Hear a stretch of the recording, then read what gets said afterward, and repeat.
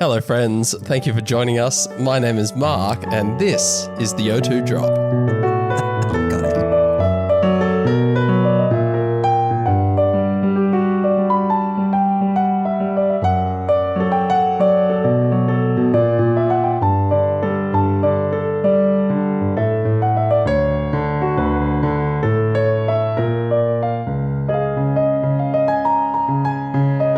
This is everybody's favorite made for adults Pokemon VGC podcast coming from Perth, home of... What are we the home of this week, lads? Depression. Yeah, it's not particularly exclusive to Perth. No. Ice? It's endemic, it's not native. I think, how about home of the greatest regional victory ever when Alistair lost in the 2023 Perth Regional Championship Why are we cheering that? to Taron Birdie? Alistair's on Team O2 Drop. No, but I like rubbing We in should his be mad at face. Taron Birdie. But like, Taron seems like a really chill guy and surprisingly funny, like this podcast. We are surprisingly funny. Okay, how about that? Coming from Perth, home of three surprisingly funny fellas. We are the funniest group of three white guys I've ever seen assembled. True. What concerns me is I reckon like every bunch of like middle-aged white guys with a podcast say the same thing about themselves. 100%. Probably. But I think we're a great example of the Kinsley scale. Yeah. We have a 0, Kinsey. Kinsey. We have a 0, a 3, and a 6. Well, we probably have a 1, a 3, and a 6. Which am I? The 3, I'm assuming. No. No? Men are icky. I just went 3 because you're mostly ace, respectfully. But that's not on the Kinsey scale. That's a Z axis. Okay, that's fair. That's my misunderstanding. Yeah. Well, we have a 6 and 2 ones. Am I being insulted or on? I don't really understand. Like, should I just laugh or should No, I be you're insulted? fine. I didn't realize there were numbers. I was very familiar with the Kinsey scale. I didn't realize there was like a number system. yeah, I'm going to it's- assume 6 is gay. Is this like, is this inches? No, it's just straight to gay across the spectrum of bisexuality. That's a Kinsey scale. Right. Yeah. And So- is 6 one extreme? yes. Yes. Oh, Six- yeah. six is I am the gay. highest number. Yeah, It is six- Pride Month too. So. I'd be like 1.3. Yeah, I think I'm probably a 1. Like I have occasionally been horny thinking about penis, but like Yeah. That's interesting. We should talk about that more in the podcast. Tune in this week where we deep dive cock. but that's it. It's like even bisexual people don't necessarily fall directly on the middle. Like some bisexual people, Yeah. like I'm kind of attracted to men, but I'm more attracted to women. That kind of thing. That's kind of the idea behind the scale. Yeah. I do like that you point out the idea of just 3 blokes on a podcast. Something that I've observed recently is podcasts for women is the same as pornography is for men in terms of how they consume it versus how they view the creators. So to give you an example, I've spoken to a bunch of women, all of whom said the idea of me being on a podcast is an ick. Yeah. It's like a turn off. They don't like the idea that I do it. Those same women consume the fuck out of some podcasts. Yeah. They'll spend hours listening to true crime podcasts and relationship podcasts, Yeah. but then they'll judge me for doing it. And it's exactly the same way that men tend to judge sex workers and OnlyFans creators and porn stars while simultaneously spending every waking moment jerking the fuck off to pornography. I think there's some porn stars I would seriously date as long as they like, don't get emotionally attached in their workplace to anybody else. Yeah. I mean, I've said the they're same hot thing. enough. It's like if I met, an adult content creator, I was like, yeah, they're probably hot and know what they're doing. Like those are 2 positives. Like, Yeah. don't be a beta cuck and get over your insecurities. Are we and not considered adult content creators? Because this is the world's best made for adults Pokemon podcast. it's true. And we do it with our cocks out. Yeah. yeah. Which is why we've decided to stay an audio-only podcast for the foreseeable future. Just because Yeah. I think it would have affected probably our algorithms and stuff. Yeah. Like If we had our cocks out visually, putting that on YouTube could be an issue. Yeah. might get flagged by somebody. Yeah. Somebody lame. Somebody very lame. Should we talk about Pokemon now? Or We can do. I suppose. Should we start with Jason Paige? yeah, let's call this motherfucker out. Who? If this story is true. It is true. It is true. Yeah. Okay, we're calling it him that. happened while somebody was live streaming, which is the funniest part. For those that don't Catch know, me up. Yeah, so I want to be the very best, like no one ever was. The guy who sang that, the original OG, Okay, yeah. that's Jason Paige. Gotcha. He's And he's- 57 years old now. And he looks every fucking minute of 57 Yeah. years old, just quietly. Have you seen that TikTok account of like a 30-year-old model who looks 17? Yes. And he like looks 40? Yes. Yeah, that. Okay. That is Jason Paige. Yep. And he's Gotcha. trying to stay relevant by Yes. autographing every fucking thing he can. Okay. He is cashing in on TCG hype Mm-hmm. at shows in the US. And he has scammed children. Now, as we know, if you scam anyone, make sure it's scalpers / adults. We don't scam kids. Mm-hmm. Okay. Yeah. I've looked up a photo and he does like he doesn't look bad for what did you say 57? No, he looks, but like it's the clothes that he's Yeah, wearing. he's dressing like he's still in the Yeah. anime. I was like, dude, get over it. You're old. Yeah, he's very much trying to Grow be old a with kid. grace. Yeah. Take off the Ash Ketchum hat. Yes. It's because he's bald. Yeah, but like own it, man. You're 57. You've earned it. Speaking of being bold, just to interject quickly, I have started nioxing. I don't know what that is, but if it's a hair loss drug, it's different to the one that I'm taking. Yeah, it is. You're both on hair loss drugs. I'm on I'm- minoxidil and finasteride. I'm on topical. I was on that, but I had to go to bed and had gotten my pillows and my headboard. So I spoke to my doctor and I said, hey, can I swap to oral? Yeah, no, I'm giving the topical a whirl. We'll Okay. see how that goes. I had a very good barber on the weekend. Are we gonna end up like branching out to like a Pokemon / like a men's health podcast? Why We not? already kind of do it. We Like, kind of do. Yeah. on the bottom cut, we've spoken about depression and relationships and Safe sex. men's health. Safe sex we've spoken a lot about. Yeah. Yeah. I mean, there's a niche. Hygiene in the bedroom, The overlap is probably important. Yeah. especially for our TCG listeners. Got him. Got him. Got him. No, we love you guys. So yes, basically what happened is there's like some preteens. They were like 10 or 11. Oh yeah, they were young. They were young. And the funny thing is they'll go into like a well-known vendor who like live streams his vending at events. yep. And this is how it got caught This is out. the kind of person who's just like, oh, do you like that one? It's all yours. Mate, that's in your, like, tries like to get a bunch of clout online. It's a little bit like he does good trades if the kids are like, he Energetic. does good Yeah. trades in the kids' favor. Yeah. So basically, I don't know why they didn't wanted the money or something effectively to get something from Jason Paige. Basically, they sold some of their cards, Traded them in to the store. traded some cards to like another store to buy quite a rare like Wizards of the Coast era Gengar. It was Okay. about $200 or something, wasn't it? Yeah. And then they went over to Jason Paige and he traded them a fake Pokemon card It's with his autograph. It's an ugly dog shit card too. Not even a good fake. It is a terrible card. It has his autograph on it, and it's been graded by CGA for the signature authenticity. Right. Yeah. So okay. it's a 10 pristine CGA graded card, but it's a fake card, and it has a Jason Paige signature on it, which And the grading is for the signature. the grading is But for I'm the signature. still surprised that they agreed to grade it, even though we're grading the signature, not the So card. I've Like the got- fact that they're doing anything with a fake card, I'm surprised they did. It's like it's equivalence. Like I've got like a fake Pokemon card of my cat that you can submit onto these like Instagram companies where you send a photo of your cat, they turn it into a Pokemon, make it into a card, send it back to you. It's the equivalent of like me fucking signing that and grading it. Yeah. I mean, it'd be like if I made you some horrendously bad food and I served it up on a really nice like china plate, and I was just like, yeah, but that got a 10 on rate my plate. I was like, what? Were they rating the food? No, they were rating the plate. Yeah. Nice That's plate. effectively what it is. Yeah. Yeah.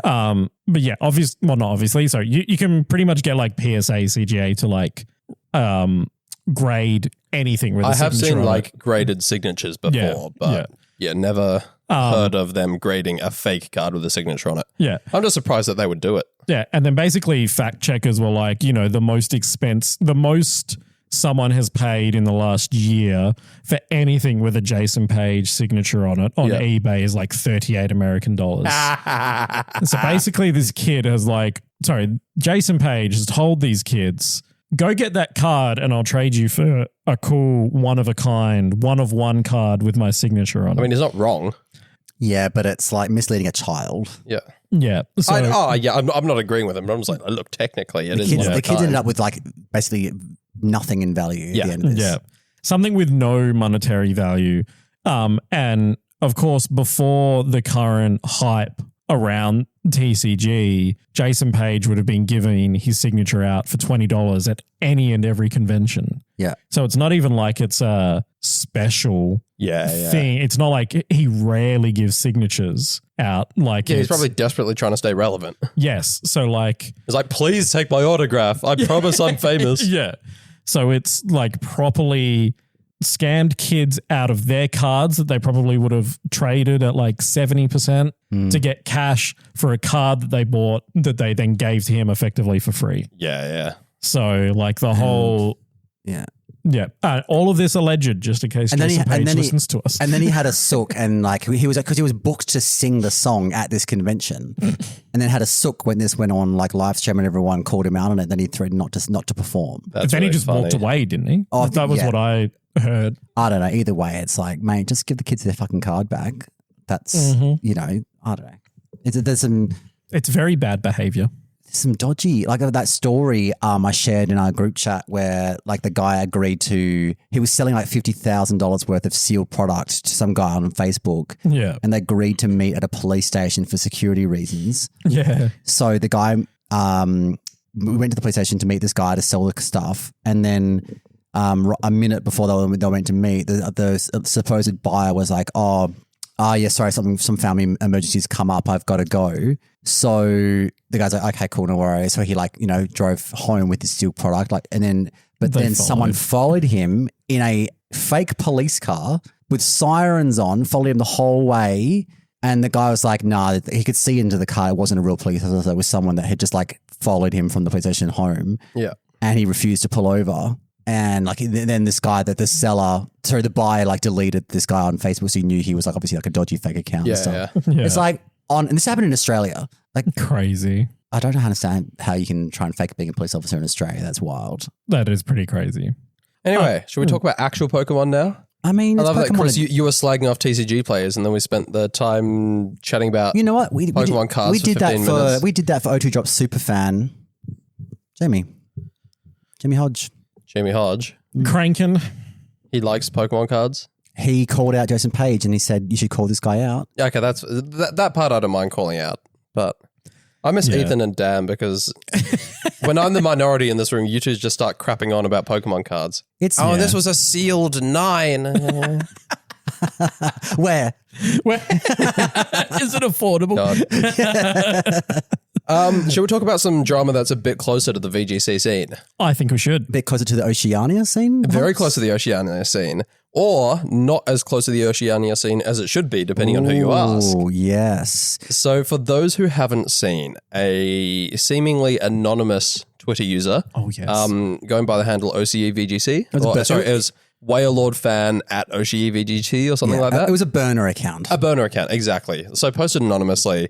A Twitlonger or Google Docky or whatever it was. And essentially... It was a paste bin. A paste bin. Sorry, yes. God, that's a People can't decide what long-form format they want to link on their Twitter post. I respect a paste bin. That feels really like early internet. So it's probably not a Zoomer that's complained about this. It's probably a millennial. I've got, I guess... a list of people in my head who I wouldn't be surprised if it was them. I think that it's quite not amongst the top tier players. Obviously, it's not us, but people that maybe even on this podcast, they know who it is, but everyone's keeping hush hush about it. Yeah, and we wouldn't out even if we knew because yes. Do you guys not know? I don't know. I don't know. Do you? No. I just wanted to feel important. Sorry, we should explain what we're hushing about. So someone anonymously posted this paste bin, this long body of text where basically they called out Oceania competitor Joji Kaida.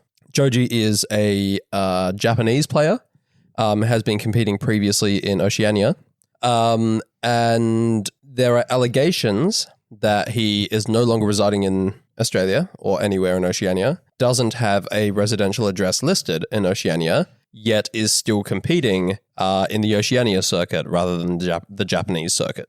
Yeah. The concern that the poster and, frankly, many people in the community had with this was the fact that Joji is in the top 20, taking up a spot for Oceania qualifications for the World Championships. One of our few precious 20 spots. Well, 23 now, I believe, when you consider the three winners. Drew, Nick Khan, and Yoav.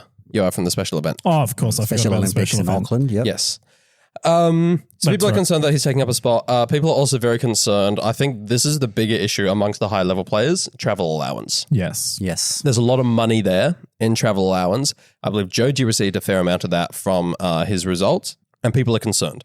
I believe that it's correct. He shouldn't be competing in Oceania if he isn't residing in Oceania. Do you want to give the context that last season he was residing in Oceania? Last season he was, yes. Same as Kuro. Yes. Yeah. Kuro lived in Perth for like 7 months or something, so he was in Perth for more than half the season. Won Melbourne regionals. Won Melbourne anyway, but like earned CP in our region because he lived in our region. He was, going to university here in Perth. Yeah.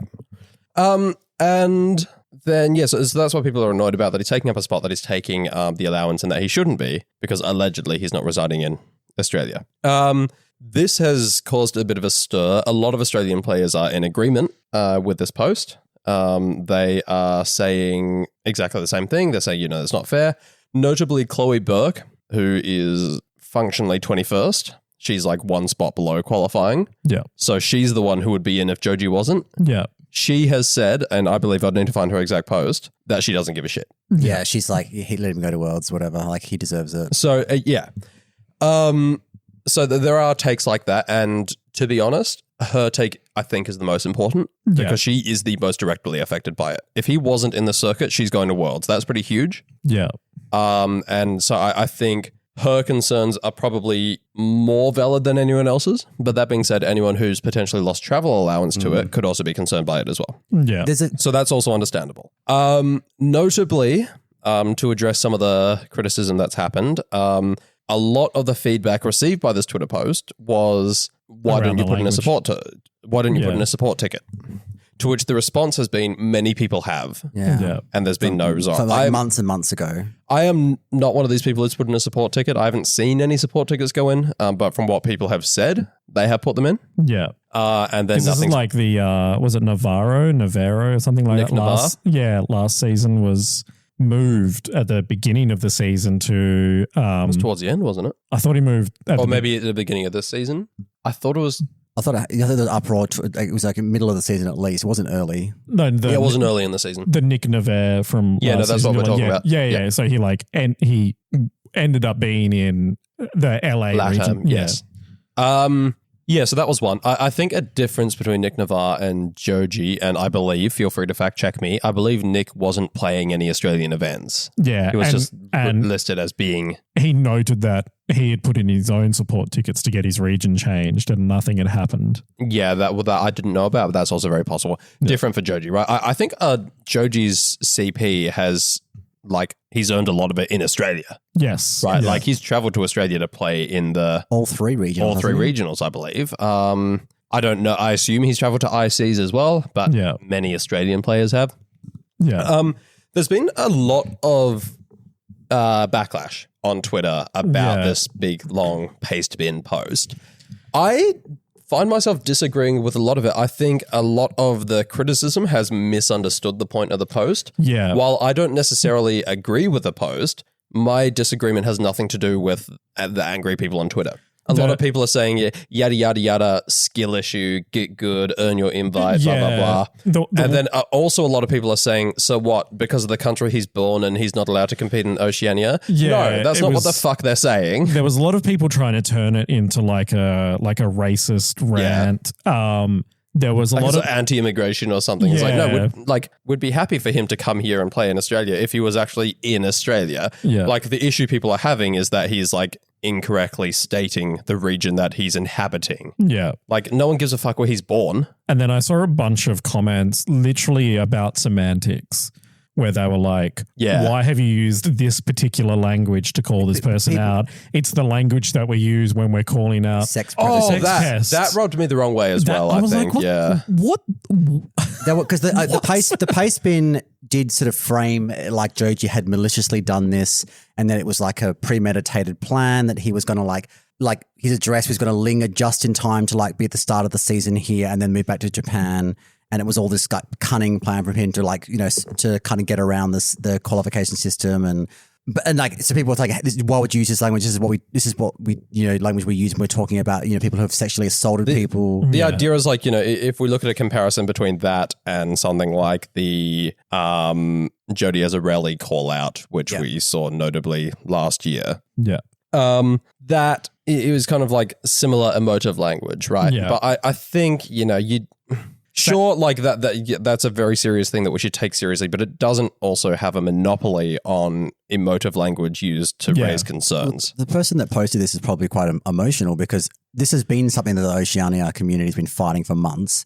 Yes, okay, it's like last-ditch effort to post this on Twitter because the support tickets haven't done anything. Also, it's past the Japan qualifying system as well. So, like, if Joji was moved to the Japan circuit, he now can't qualify Japan either. Yeah, so there was, like, some people making comments that Joji attempted to qualify in Japan as well. Yeah, I saw that too. So kind of double dipping.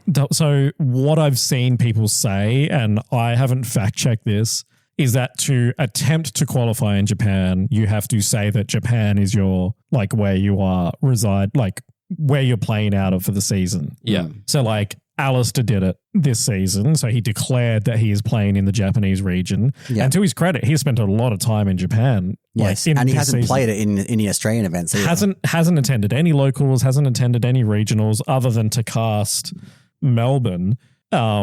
Yeah, there's like a lot of like layers of issues here. And like, you know, as Mark said, obviously at the top, there's travel awards, which and again, I don't know. So if Joji has not resided in Australia, he has taken money allocated to the Australian region from earning travel awards. Then you've got like the next tier of, does this open some sort of floodgates where a bunch of people decide I am qualifying in the Oceanic region this year? I'm going to find an address and say that's where I live. Yeah, it creates a bit of a loophole that people can exploit, and you can bet your bottom dollars people will try if that gets out. So when this Waylord burner account posted this pace bin and this complaint, right? It said, you know, we are tired of being ignored. This is a lot. We don't know what to do. This is the only thing, you know, we've left to do is to like, you know, reveal that this is happening. It was about 8 minutes after it was tweeted, I decided, yeah, okay, I'll support this. And I quoted it and reposted it with my own comment. Yeah. And I said that, look, Joji is a fantastic VGC competitor who does deserve to play at Worlds. He should be playing at Worlds as the like level of player he is. Yeah. But not as an Oceania representative. Yeah.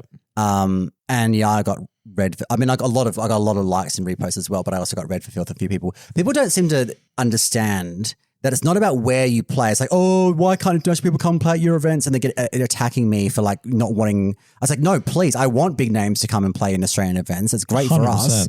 It's about where those points, the CP points that you get, which leaderboard they're contributing towards. So it's not about where they play. It's okay. It's fine for Australian players to go play overseas. It's fine for international players to come play in Australia. That's not the issue. The issue is when you do well at those events, do you get the CP? Which leaderboard or scoreboard for your are you contributing towards? Yeah. If you're an international player, come into Australia, your CP should not be added to the Oceania leaderboard. Yeah.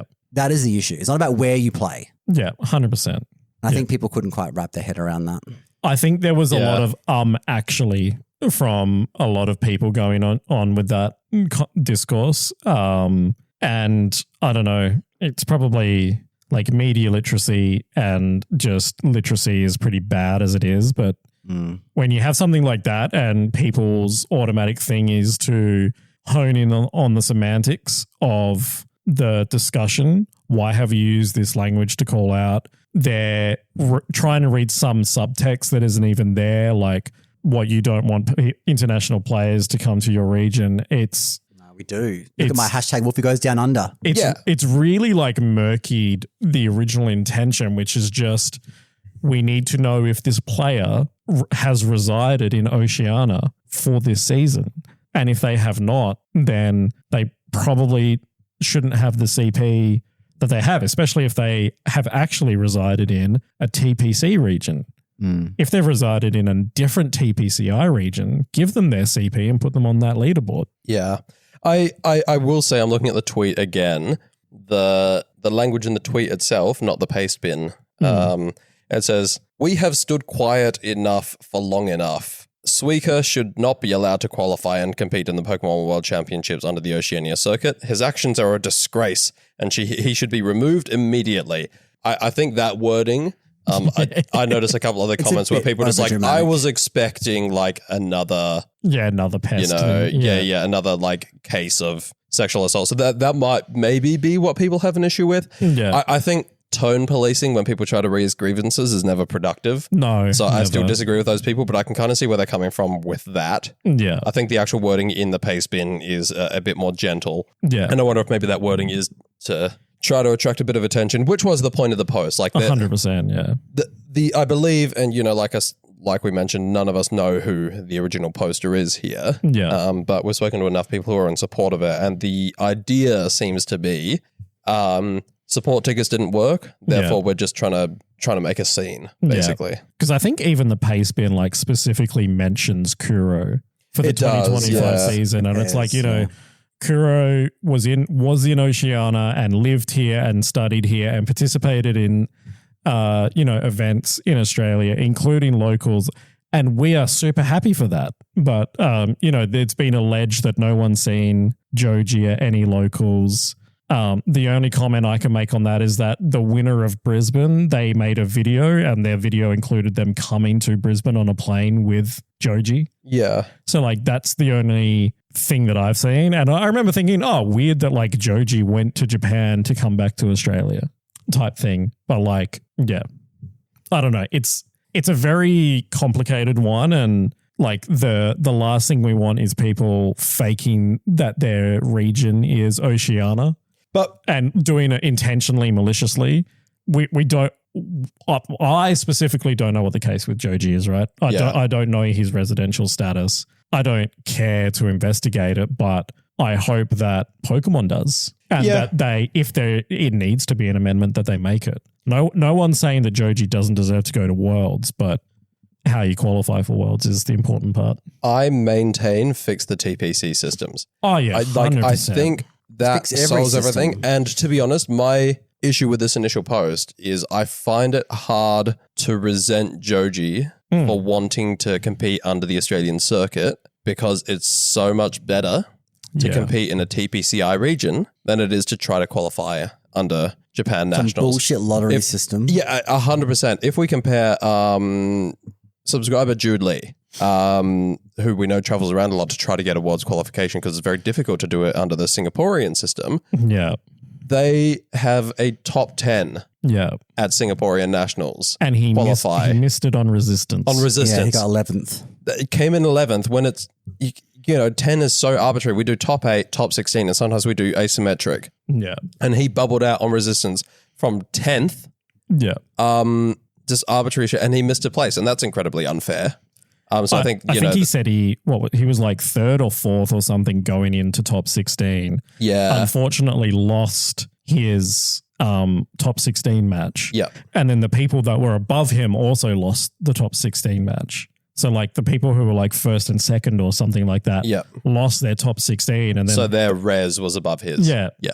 And like, what a shitty system that like you put in the work, you get it to top cut, and then, by the way, you need to win, and if you lose, you have to hope that everyone worse than you loses. Like, okay, I'll say, like, if we look at what happened at Turin this weekend gone past, our system isn't exactly good for top cut either. They fixed it, and then they broke it again.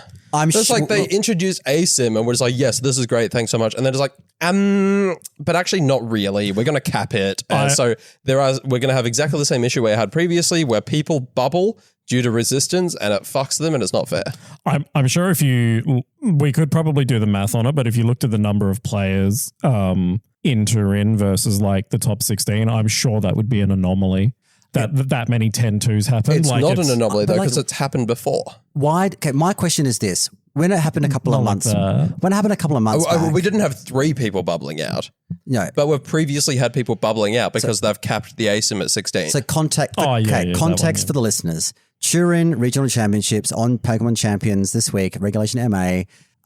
Marcus Hamann, who's a actual like proper Pokemon company like caster for Europe, the Europe region, went 10-2 and did not make it into top cut. And there were 3 players in total that went 10-2 and did not make top cut, which is crazy because X2 is always top cut, right? That's the rule. Yeah. This happened a couple of months back at a different regional. Remember that one player that won on stream in the final round and the commentators all congratulated him for making top cut. And then, by the way, actually you didn't make top cut, right? Why was that rule not changed immediately right then and there? Like, why didn't they go, right, that's fucked. We just had an embarrassing stream where our player won on stream in the last round to play in the win and in. And for the first time in the history of Pokemon, there was a win and out. Win and out. Live on stream. And they interviewed him as the winner. Welcome, you're going to, this is you're going to Worlds, blah, blah, blah, like all that crap. Didn't make top cut. Why would they not just fix it mid-season right then and there?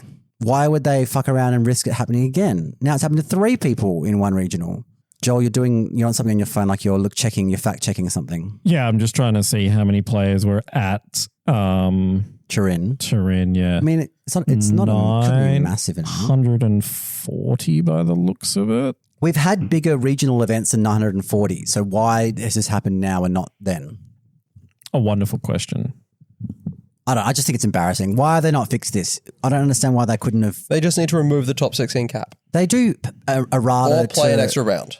Yeah, they just need to fix the rules. The play an extra round is already there. Well, evidently not, because 3 people bubbled. Why couldn't they do asymmetric and have those 3 people play the people directly above them? I mean, it's just because they drew that line in the sand, right? Yeah.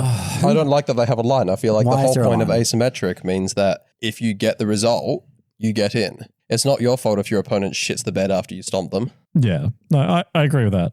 Okay. Or like one of your opponents drops and then your other opponents like play it. A drop's better for you because but what if what's better though, right? Someone dropping or your opponent playing it out and winning the last 3 rounds? I mean, it would depend on what their win record before, but probably the latter.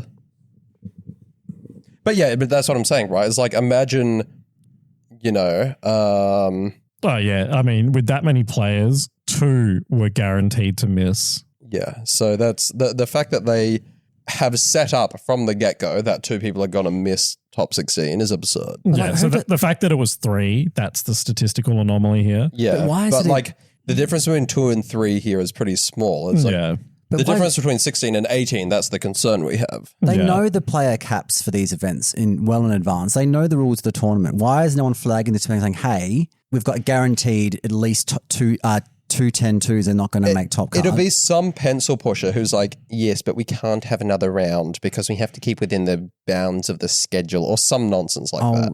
No, they don't. I mean, it's just at the beginning of the season, they decided they didn't want to have 32 player cuts, right? Yeah. But why did they just not stream all 4 top 8 games? Drop one of the top 4s on stream because they have to. Those streams they have to wait like ages to play. Yeah, I agree with you, Chris. It's like what's better for the community? Seeing all top 4 we've probably seen the teams already on stream at some point in the tournament. So what's better for the community?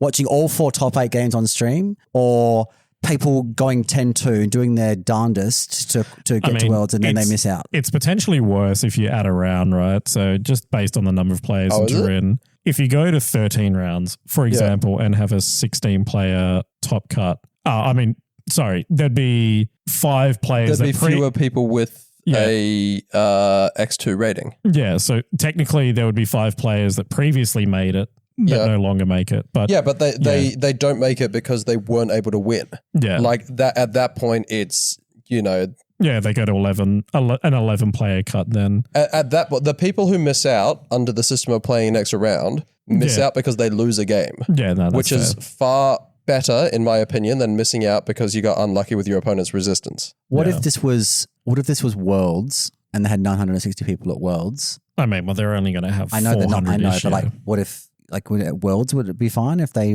tend to win, didn't make into the top 5? Probably at Worlds, that'd probably be like, actually everyone who's X2 makes cut. So they can change the rules on the fly. They probably can. Like the difference between Worlds and a special event though is who's running the event, right? Like Worlds is being run by Pokemon, whereas a special event is being run by a tournament organizer. So a TO can't on the fly make the change, but yeah, no, it's if you go X2, you should definitely be making cuts. So we have tangented. Basically, TCPI, fix your regionals, give Oceania more world spots. We need at least 30, and especially in TCG where it's even more fucked than it is in VGC. It is truly. And VGC needs 40, TCG needs 50, I reckon. I mean, it's a huge jump, but I'm for it. I'd be happy with 30, but I think it should be 40. I'd also like another regional or an IC back as well. Even another special event. Yeah. Although I've had people disagree with me on that because I know people hate that the Auckland special event exists. It's just if people want to travel over and it would be better if they didn't have a 32 player cap or whatever the fuck it was. Yeah, 64 I think. But yeah, I think that's the issue people have. They had 40, right? That turned up. The issue more so is the cap than like the fact that it exists. If you're gonna have an event, make it like accessible to as many people as possible. So like in Australia this season, most of the time VGC was giving spots over to TCG after the first wave of registration. So why is TCPI approving special events? Because they have to the venue has to apply. Like surely the TPC goes, right, your capacity is 48 VGC Masters. This is not good enough for a special event. I mean, the special event was probably catering to the New Zealand. Yeah, because they want to throw a bone to the New Zealanders. Yeah, but I reckon the issue is if we did a regional in New Zealand, ESL would have to be the ones running it because they run regionals. I know, but yes. And they wouldn't. It's like no, but yes. The reason they do special events in New Zealand rather than because like special events anyone can run, but they still need to go through ESL for some reason. Yeah. Because they have the contract for events. The fucking contract. Yeah, I know. I'm well aware of ESL and them having the contract. The contract. But yes. But that's the thing. Special events need to go through ESL, but they don't need to be run by ESL. So that's why it's a special event in Auckland. And if I'm being honest, that's why if we get an event in Perth, it'd probably be a special event rather than a regionals back. Yeah. I think Oceania has just about proved itself worthy of having an RIC back. And I think as a region, we could support an IC, 2 regionals and a special event. If I had to put money on it, I reckon O-Kick back 2028. Yeah. Why particularly 2028? I have my reasons, and we'll just have to watch. I am the knower of several things. Several. I reckon we might even get it back earlier than that. We're not getting it back in the 2027 season. Why not? Because, it would be announced roughly after Worlds if it was happening. Okay, cool. Announce it then. They might. Who knows? There's so many people with their fingers in the jar in this scenario. Like I know ESL have the contract, but does ESL they don't run? Do they run O-Kick? They did, yeah. Okay, right. There's too many people with fingers in the jar. Is like the people the vendors at these events, the third parties that also make money out of it. They're wheeling and dealing contracts on the side. I mean, that is the alleged reason that we lost Perth, right? So exactly, too much bullshit. It should be for the Pokemon competitors. It should not be about who can make the most money. Speaking of special events, however, Torino, which annoyingly they got a full stream for their special event. Speaking of let's talk about. We didn't talk about the Indianapolis winner, and we talked about day one Indy last week. You guys recorded early last week. Yeah. So Wolf Click did not win. No, I actually was rooting for Wolf. No offense to the winner, but I had a cool team. It's so funny. I'm constantly running into that team on Showdown. Yeah. And on in-game ladder in Champions, and I haven't lost to it once. No, you have to be Wolf Glick to pilot that shit. Yeah. The amount of times I've wanted to be like a massive dickhead and just type "you are not him" as I click the winning combination of moves. Honestly, it happens every time Wolf drops an interesting team, mainly with Wolfie Perish teams. Yeah, that he cooks up the tourists. Yeah, the Wolfie stands, but even players on our level and higher, try to pick up the Wolfie team and they can't do it. I know. You you could be subscribed to his Patreon and getting his like step-by-step game plan. Yeah. When it comes to doing it in person, you still have to know that off the top of your head. And like we all acknowledge he's built different. Yep. He is at a level above the rest of us. Also, speaking of his Patreon, he put out the team report in which he said, I don't think this is that good. I just really like Mega Steelix for nostalgia reasons. Yeah. Like, so like he's just him. He is him. And the amount of times, just to quickly rant on this, I've like been in a situation where like they'll have Steelix and Tyranitar and they always click Mega on Mega Steelix because that's what Wolfie did. Yeah. And they try and go for like a greedy like Dragon Dance and it's just like a Sneasler close combat. Yeah. Into that, kills that. Congratulations, you've lost your weather control. The problem is that you lose weather prior because you waste your Mega. The world saw him do it on stream where he read the play, he got the Dragon Dances up and it was a big call. Problem is, now everyone thinks they can just do that willy-nilly. Yeah. It's like, no. Like, you say problem is, this isn't a problem. They're free dubs. Freelo. True. We love Freelo, but oh man, it's funny. Then the winning team, was it Zard Floette? Yes. Yeah. Zard Floette stays winning and casual fans stay fuming, which makes me so happy. Because Zard Floette, spoiler, also won Japan Nationals as well. Yes. The amount of people that like cry that Floette is doing well and they're like, oh my God, it's pay to win.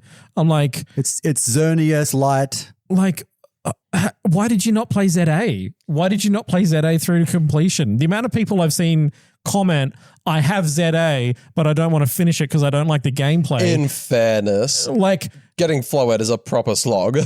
I mean, you only have to do 15 fucking circuits or whatever. Like, no, you have to climb Z through A, don't you? Like on the post game, you have to climb from rank Z to rank A. Well, that's the main storyline. No, but you do it again in the post game. No, you got to do 15 infinite battles. 15 infinite. Okay.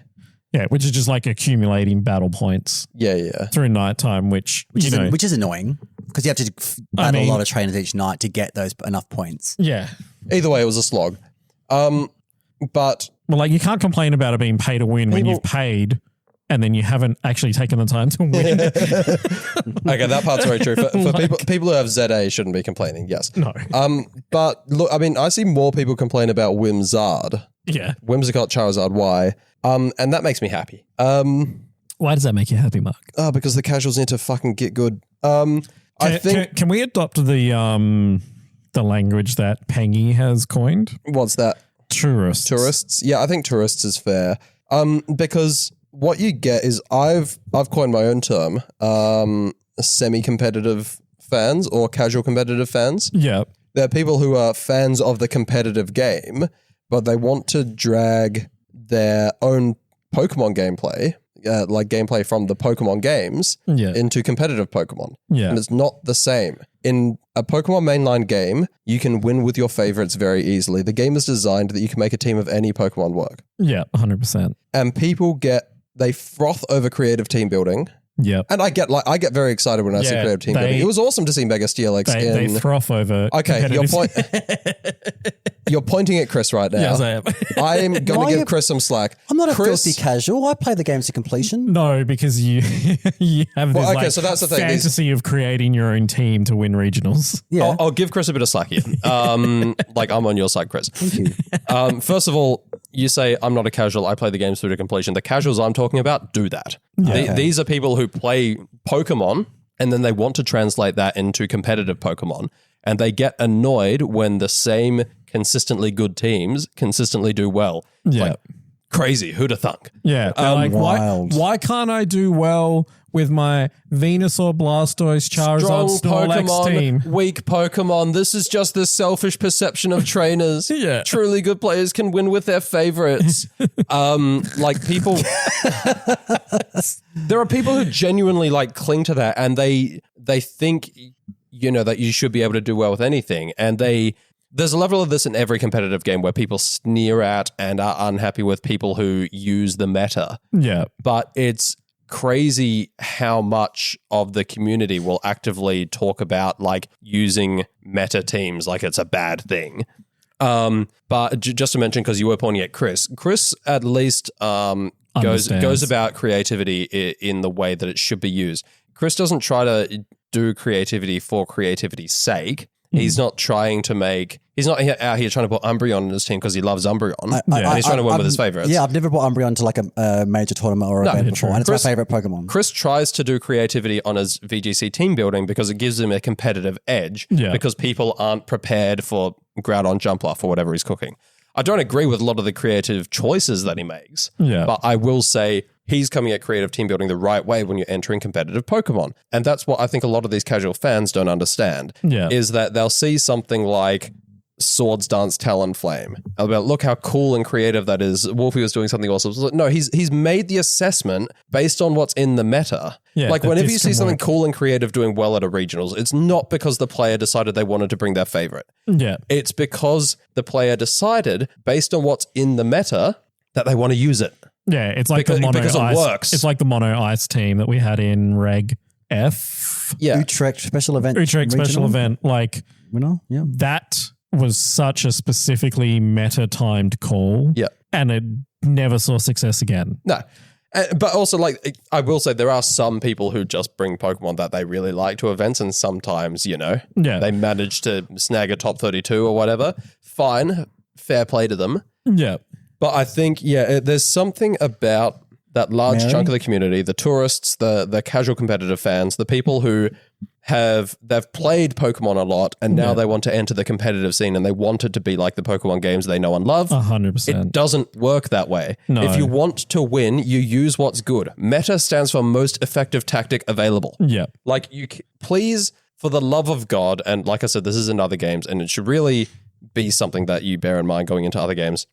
Do not enter a competitive scene and get mad at people for using meta. No. People who are trying to win. Meta for a reason. And people are going to be trying to win in competitive, it's in the fucking name, should be using meta. And if they're not, there should be a very distinct reason that it's like anti-meta or counter-meta or like off-meta, that kind of thing, right? Don't enter a competitive scene and then get mad when people do that. Yeah. It makes no sense. And I want to shout out Jack How Hungry Buckley, friend of the show, who posted a clip on Twitter where he attempted to encore a opposing Victory Bell. Yeah.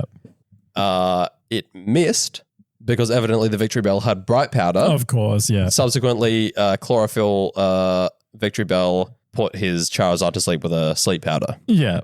And he posted that clip and he said, some people really deserve no love, which is a very funny tweet. Yeah. And the comments were just full of people going like, haha, the Zard Wims player is losing. Good. Yeah. I love seeing you lose to people using actual creative options. Oh my God. Like, you're the one who doesn't deserve love because you're a Zard Wims player. Yeah. I can sympathize if there's something that's like oppressive within a meta game. Like there's teams that in Regulation I had a strong dislike for Calyrex, Zamazenta, balance teams. Yeah. And that's not because I had a hard time beating it. My win rate into it was similar to a lot of other teams that I had no issue with. It was just I find it a very unfun team to play against. Yeah. So that's the issue I had. Like you can have issues with teams, but it's like, oh, this guy's using the best team available. What a fucking fake fan. It's like, no, you're the fake fan because you don't understand how competitive games work. I mean, on the flip side, you can play with your favorite Pokemon. You have to be prepared to lose. Yes. And I did that this season in Game Ladder. I decided, because I'm a fucking idiot, that I wanted to get Pikachu Professor. Yeah. And I decided that I would do it on ranked. I decided I didn't want to do it in the casual battle because you can earn things there. And I was like, I am going to play Pikachu and I'm going to force Pikachu. Yeah. Because it has to hit the field, right? It has to hit the field. Well, it has to be selected in the 4. Oh, okay, yes. So it can't be in your team of 6. You have to select to bring it. Yeah. And so like I was forcing Pikachu into every match for a season and I probably had a win rate of maybe 51, 52%. Yeah. Like it was a hard season. I peaked at like 1750, which when you think about it, forcing Pikachu into every matchup. It's pretty good. Kind of crazy, just to toot my own horn. But I teamed it with fucking Dragonite Scizor as Mega, Basculegion, Sneasler, and Politoed. Yeah.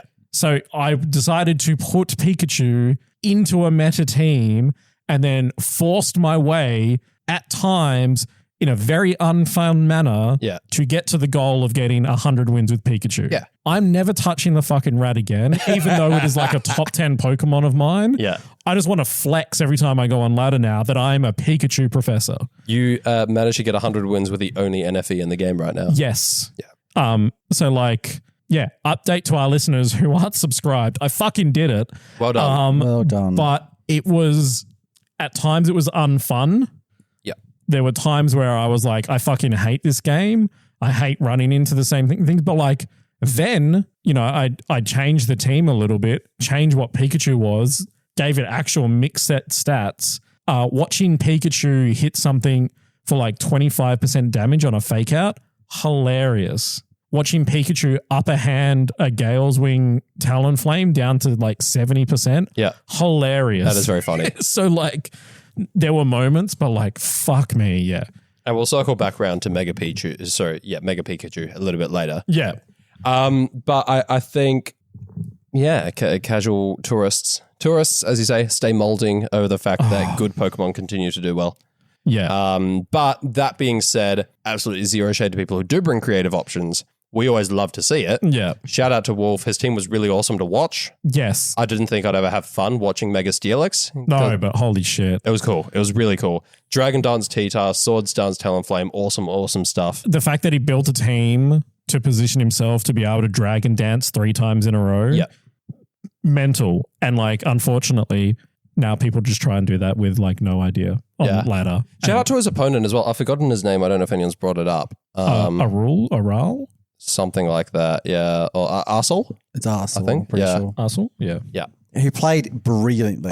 Smashed it every single by not read. his Charizard for so long. He masterclass. Yeah, it was extreme. He was like, I've never seen Wolf like just like outplayed so cleverly before.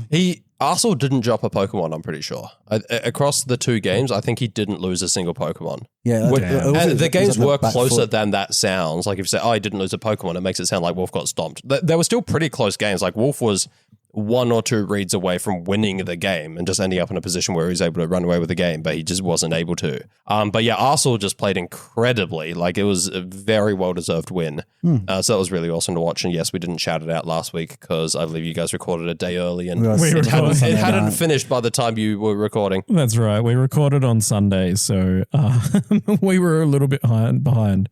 But yes, so shout out to Arsel for that victory. Shout out to Wolf for the cool team.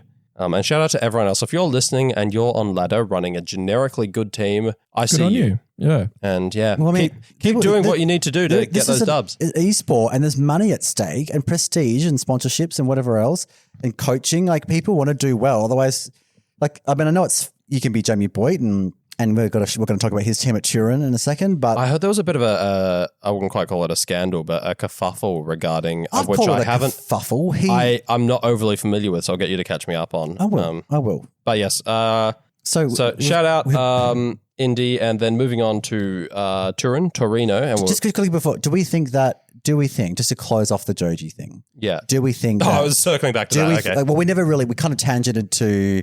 Welcome to the O2 drop, the home of tangents. The home of tangents. Yes. Do we think that they'll change it so that Joji's not in Oceania? Nope. I agree. I don't think so. Okay, cool. Upon hearing that Nick Navarre entered his own support ticket, I think that would make all the difference. Yeah. But for those that did support it on Twitter and support it in the community and are rallying and campaigning to get it changed, we do support you. We're not saying that Joji shouldn't go to Worlds and it's not a good player and all that sort of stuff. And we're not saying this may have all been unintentional and maybe he did put his own support ticket in and maybe this is all just an innocent mistake. But I do support the fact that he should not be counted towards our region. I personally am not holding an opinion here. I see both sides. I can see both arguments pretty well. I have no horse in this race, so I'm not going to opine. I think I also don't have a horse in the race. I just hope that whatever is fixed for next season. Yes. Yeah. I don't want people who may think that this is an easy way to decide to make Australia or New Zealand their home and not actually be here. Yeah, I think, given that we are given so pitifully few spots, it is probably a behavior that we want to curb. Yeah, 100%. Anyway, right. Turin. Marco Comparish? Yes, I've got the top 8 here. The names in this tournament are just non-stop. Yeah. Like if we go top 32, like and now I'm gonna struggle, but like Jamie Boyd top 32, Federico Camporesi top 32. Who we got? We got Marcus Haman, Victor Medina, Francesco Piapero, Nico Davide Cognetta, Giuseppe Musico. You missed Louis Markle. The most attractive VGC player in Davide Carrera, Arash Amadi, Marco Silva. Jesus, the names are never ending. It's like looking at this, you would not tell it wasn't a regional. Like I thought it was a regional. And it's like, no, it turns out it's a special event. Extra special. That's how they get an official stream, and our regionals we don't, but that's fine. The eventual winner of Turin has already won an event this year, right? I believe so. They were like defending from an additional person. I guess, getting because there's no prize money, right? There's no prize money. Down. No benefit to winning. I think players also just want to get. But I think for the love of the game. But yeah, that's very fair. Not just the love of the game. I think now that we're in a new game and a new format, why would you not? Getting big tournament experience on 100%. champions in like a 2-day event is invaluable. I would say that's a really good call. Yeah. But I'll talk about the top 8 teams real quick. So Marco Silva was running, as you said, a Parish team, I believe. Yes, it was Marco Parish. With Mega Floette and Mega Gengar, then Incineroar, Sneasler, King Gambit, and Kommo. I'm going to assume that was a soundproof Kommo. I can have a look. It's interesting that it is a soundproof Kommo. Yeah. Mega Gengar was one of those sorry, Joel. Mega Gengar is one of those Pokemon that, coulda, shoulda, woulda. Like it was everyone's going to be like predicted, dominating Megas in the format. Everyone was freaking out about it. It was going to like help beat Floette, and it's just done fuck all until now. I mean, I hate that its main usage is as a Parish, like a Parish Pokemon. I really like it. It's got 170 base special attack and 130 base speed. Juicy fast. It's got great moves. I just don't think you can run it as a generic beat stick like you can do with Charizard Y because Basculegion exists, Incineroar exists, King Gambit exists. Yes. Sorry, Joel, what were you going to say? It's the first, event. Well, it's the second event, I think, where we have the natures or the stat alignments. Did they fix the stream graphics? Because Indie Japan Nationals of this. Of course. Did they fix the stream graphics? Do we get the natures on the graphics now? I didn't check, honestly. No, but on shout out to Stalruth on Top Card Explorer, we can see that Marco's Incin was a relaxed Incin. So you're going for that. So you're always under speed. Yeah. This is actually, I'm enjoying seeing these natures. Floette is a timid one. Yeah. With Light of Ruin, Dazzling Gleam, Moon Blast, Protect, Mono Fairy, Floette, which I think is awesome. This is how I like to run it. This is just timid, big booms, Light of Ruin, Dazzling Gleam, Moon Blast. I know a lot of people really like the Calm Mind Draining Kiss variant. Yeah. Where it's bulky, you boost up a bit and you heal everything back with big Draining Kisses. I don't love it. And I've also seen people run replacing Light of Ruin with Psychic. Yeah. And I don't like that. No, some people replace Moonblast with Psychic as well. Yeah, like I understand it. Hit those poison types are super effective rather than getting resisted. Yeah. But I mean, it's not apart from psychic coverage. Sorry, apart from poison. Yeah. It's not great coverage because you're already hitting fighting types are super effective. You're already resisted by steel. Yeah. It's not. It's not great coverage, really. It doesn't really help with that much. You can hit fire types for neutral rather than resisted. But I think once you consider stab and also fairy aura, it is the doing about the same anyway. It is the eat glue way to run Floette. Yeah. Which honestly is the most fun way to run Floette. 100%. That's how I like to do it. Zoom and Boom Floette next to Parish, Gengar, and then Incin, Sneasler, King Gambit, and that soundproof Kommo. Second place we had Mega Delphox, which is awesome. Mega Delphox in both second and third, so top 4. Top 3 Mega of all time, according to the O2 drop. Heck yeah. It's a cool design, and I like using it competitively. There was a while in MA where I was using a Mega Delphox team, and I was getting a lot of really good usage out of it. I also love seeing that this is the exact team that, sorry, not the exact team, the exact set that I was running. Heatwave, Psyshock, and Nasty Plot. What else do you need? I've seen a lot of Substitute. Yeah, Substitute is a it's a very good call. I was using Substitute for a bit. Makes a lot of sense. It's great into King Gambit Sucker Punch. Yeah. Because you can, if they go to Sucker Punch, they can't hit you. Click sub, Sucker Punch fails. In the following turn, they could go for another Sucker Punch, which would break the sub, but you're still there to Heat Wave kill them. Yeah. That being said, Nasty Plot is Sick Nasty Plot. This is unfortunately one of the less cool Floette. Dazzling Gleam, Draining Kiss, Calm Mind. Yeah.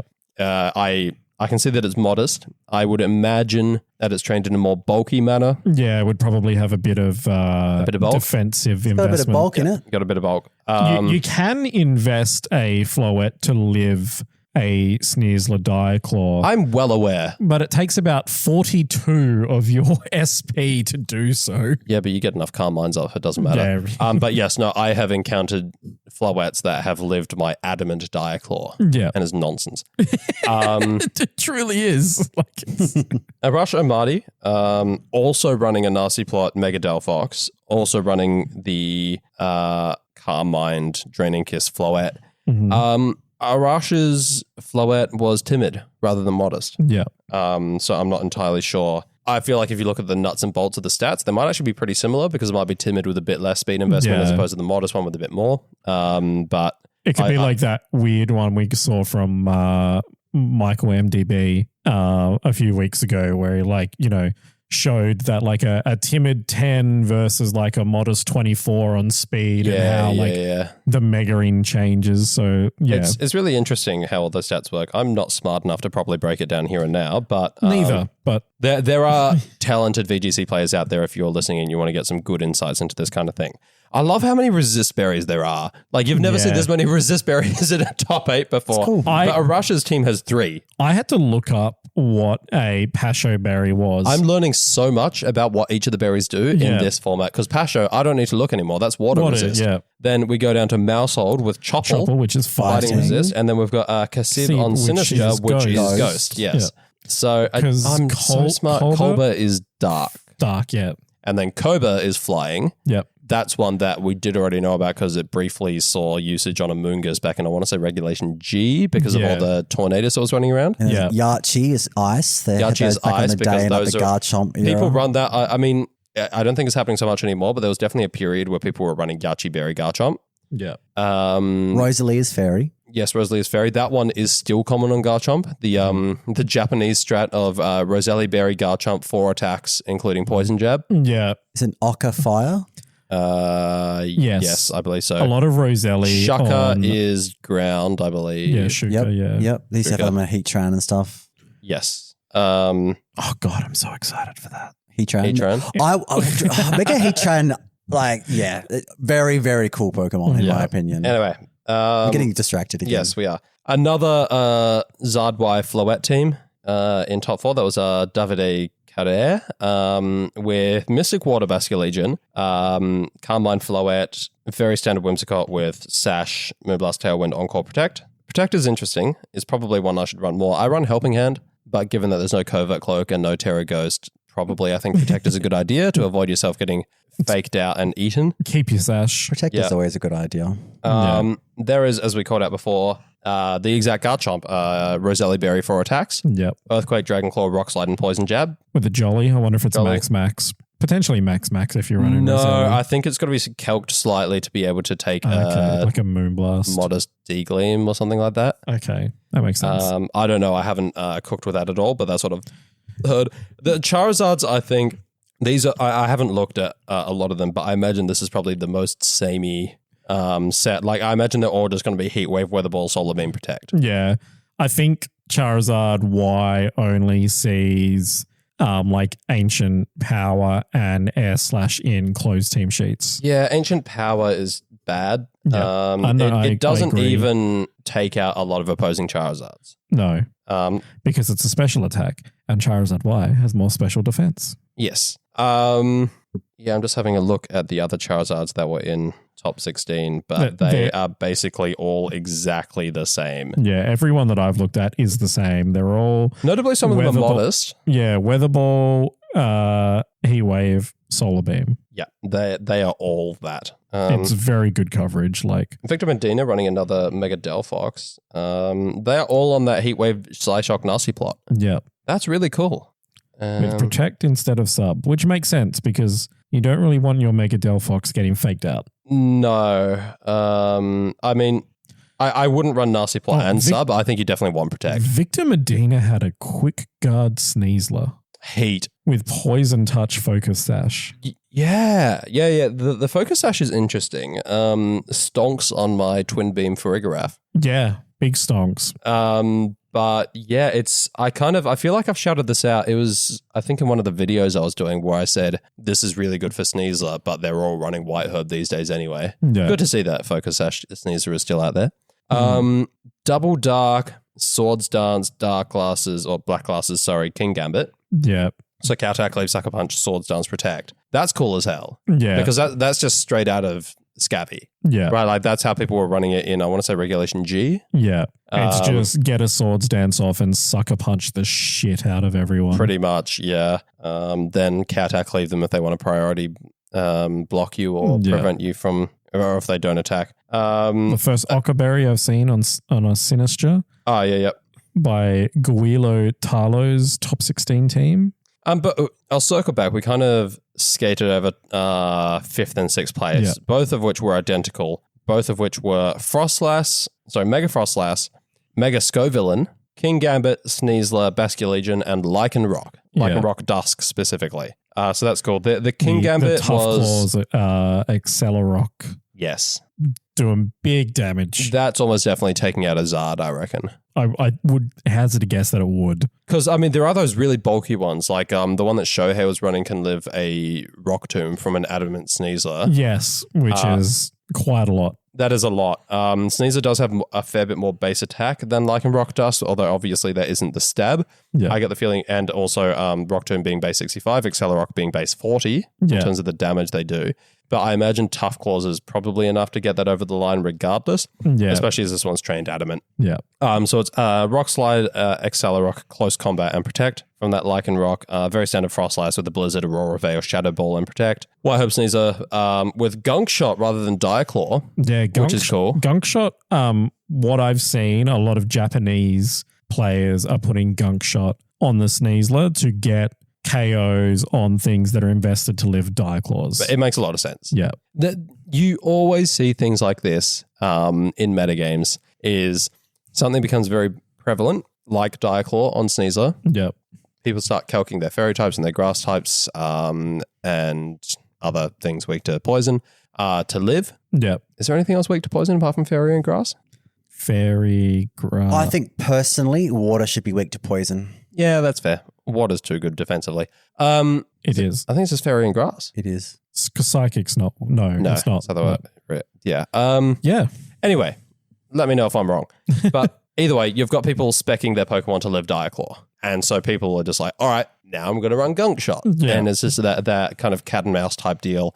It's like that comic of the demonstration of evolution where like the tree gets bigger, so the giraffe evolves a longer neck. Yeah. And the tree gets bigger again, and the giraffe evolves a longer neck again, and the tree just keeps getting bigger until it's like up in the stratosphere, and the giraffe's like neck is all the way up there, and the tree's like, dude, can you fuck off? It's that exact same thing of like, that's how evolution happens, right? Yeah. These Pokemon evolve to be able to take these hits, and so these Pokemon evolve to be able to do the hits better. I wouldn't be surprised, genuinely, if we start seeing Overheat Charizard sometime later in the format because people tech to live Weather Ball. Yeah, no, that's a good call. I feel like in the first week, I saw a lot of Overheat Zard. Yeah, and people would then just remember that Weather Ball's way better. Yeah. Because I was one of those Overheat people as well, and then someone's like, why aren't you running Weather Ball? I was like, yeah. I love that when people do stuff like Overheat because there's gameplay where it might be to the end game and the Charizard might be like the last one or two Pokemon out, right? And if it doesn't overheat and you just sack something, then you bring in something, it's like, well, now it's -2 and it can't switch out. I can win now. Like, yeah. It's too much hyper offense. Yeah, I unfortunately agree with that. But also Weather Ball doesn't miss. It does not. But no, very, very cool to see Lycanroc making a top 16. That was sick. Less cool to see Mega Scovillain. I want to run Mega Scovillain, but there's a lot of things. There's a lot of things that I want to run more. And the idea of having to play these like protect rage powder like baiting games, it just seems very boring. Yeah, that's kind of why I don't like playing against it. Like I don't find it difficult to beat. I just find it unfun to play those games. I mean, like it is very frail unless they're hunting for like, you know, defense or special defense buffs with Moody. Yeah. So like, yeah, it's meh.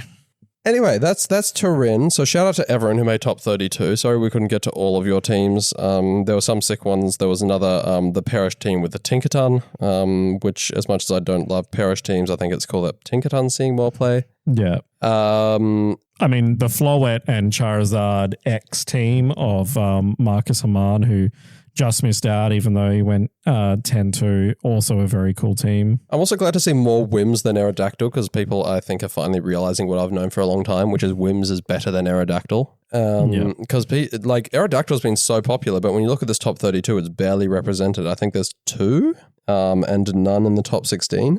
There might actually be more Mega Dragonite. Oh, sorry, never mind. I just realized I'm only looking at top 16. But yes, there's 2 in top 16.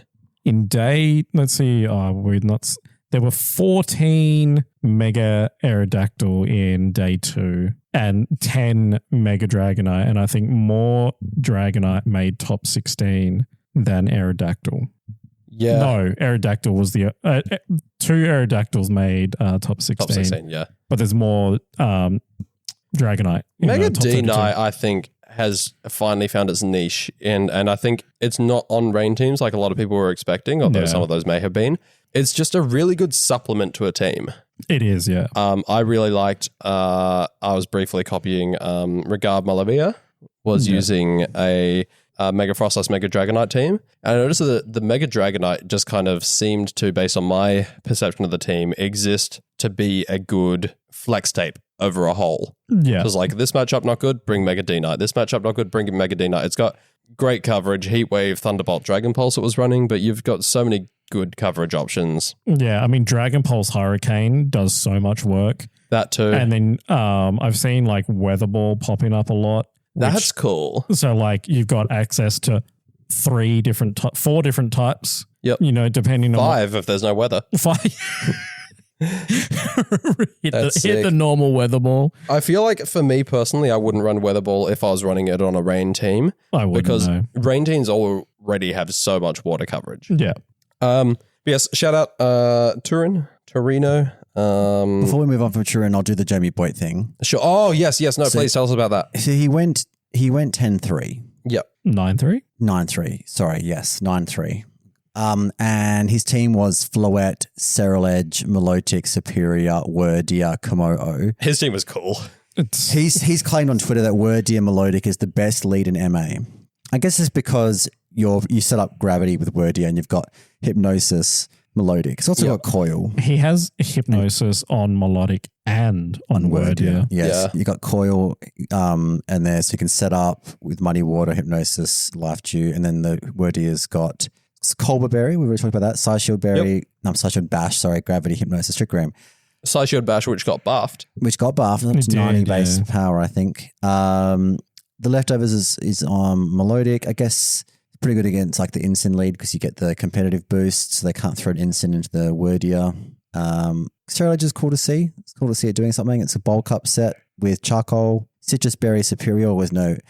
Superior is a big favorite of Jamie Boyd, isn't it? He loves it. He loves a bit of Superior. Leaf Storm, Light Screen, Reflect, Glare with Contrary. The Dragon Fang Como, it just seems so aggressive as well. Yeah. Mm-hmm. Soul into Scales with like a Dragon Fang. Bro really wants his throat spray back. Yeah, he wants it back so bad. So the drama, I guess, was that he, on the side stream on like the win and in, he actually posted, this is Jamie White's tweet, I lost internet lag. Luckily, I got the match recorded for my channel as we were on the side stream, so this can be an issue raised for future tournaments. So I think like because of the internet lagging, his input didn't work and he lost in like controversial circumstances and he should have won and therefore he should have top cut. That's a bit rough and I can see that happening. once again, we can complain about the fact that Champions doesn't have local play options. Yeah, that needs to be fixed for the 2027 season. I don't see them fixing it.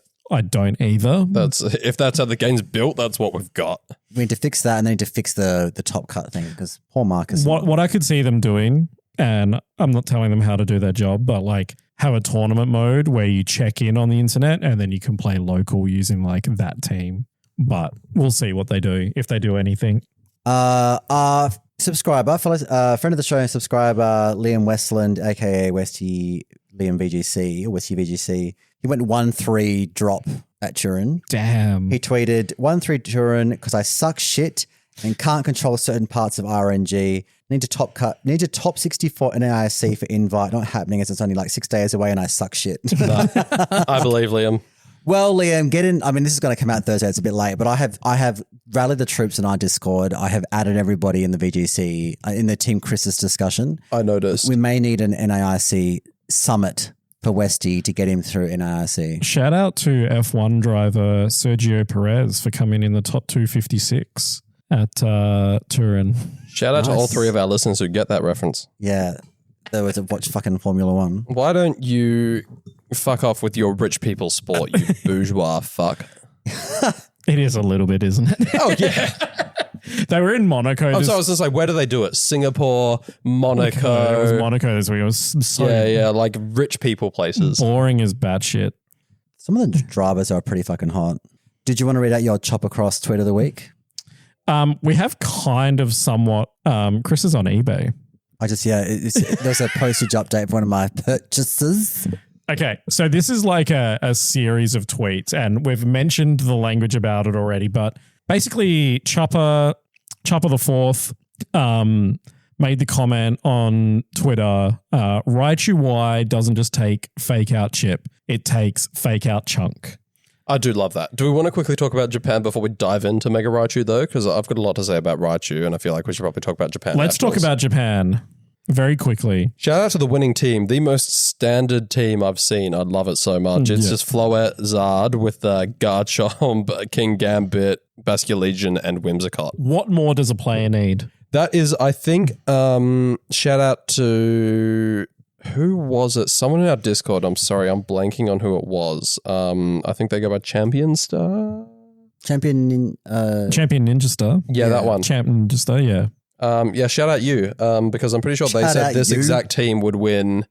I think they said Indiana. Yeah, they did, yeah. Indianapolis. Indianapolis, yes. Which is in Indiana, right?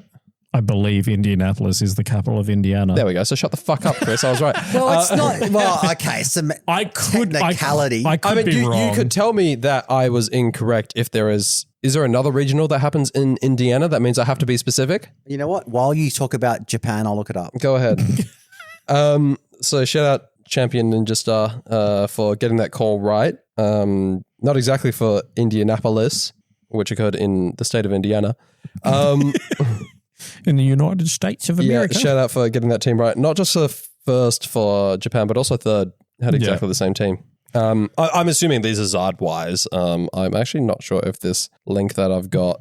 They pretty much all were Ys, I believe. Yes. I don't think any X's made it to top 8. And I didn't get to watch the final match because I had a hard time finding it, which I was trying to watch it. You know what? But I'm going to say fuck you, Mark. Yeah. I reckon there has been a regional in the second largest city in Indiana. What's that? Fort Wayne.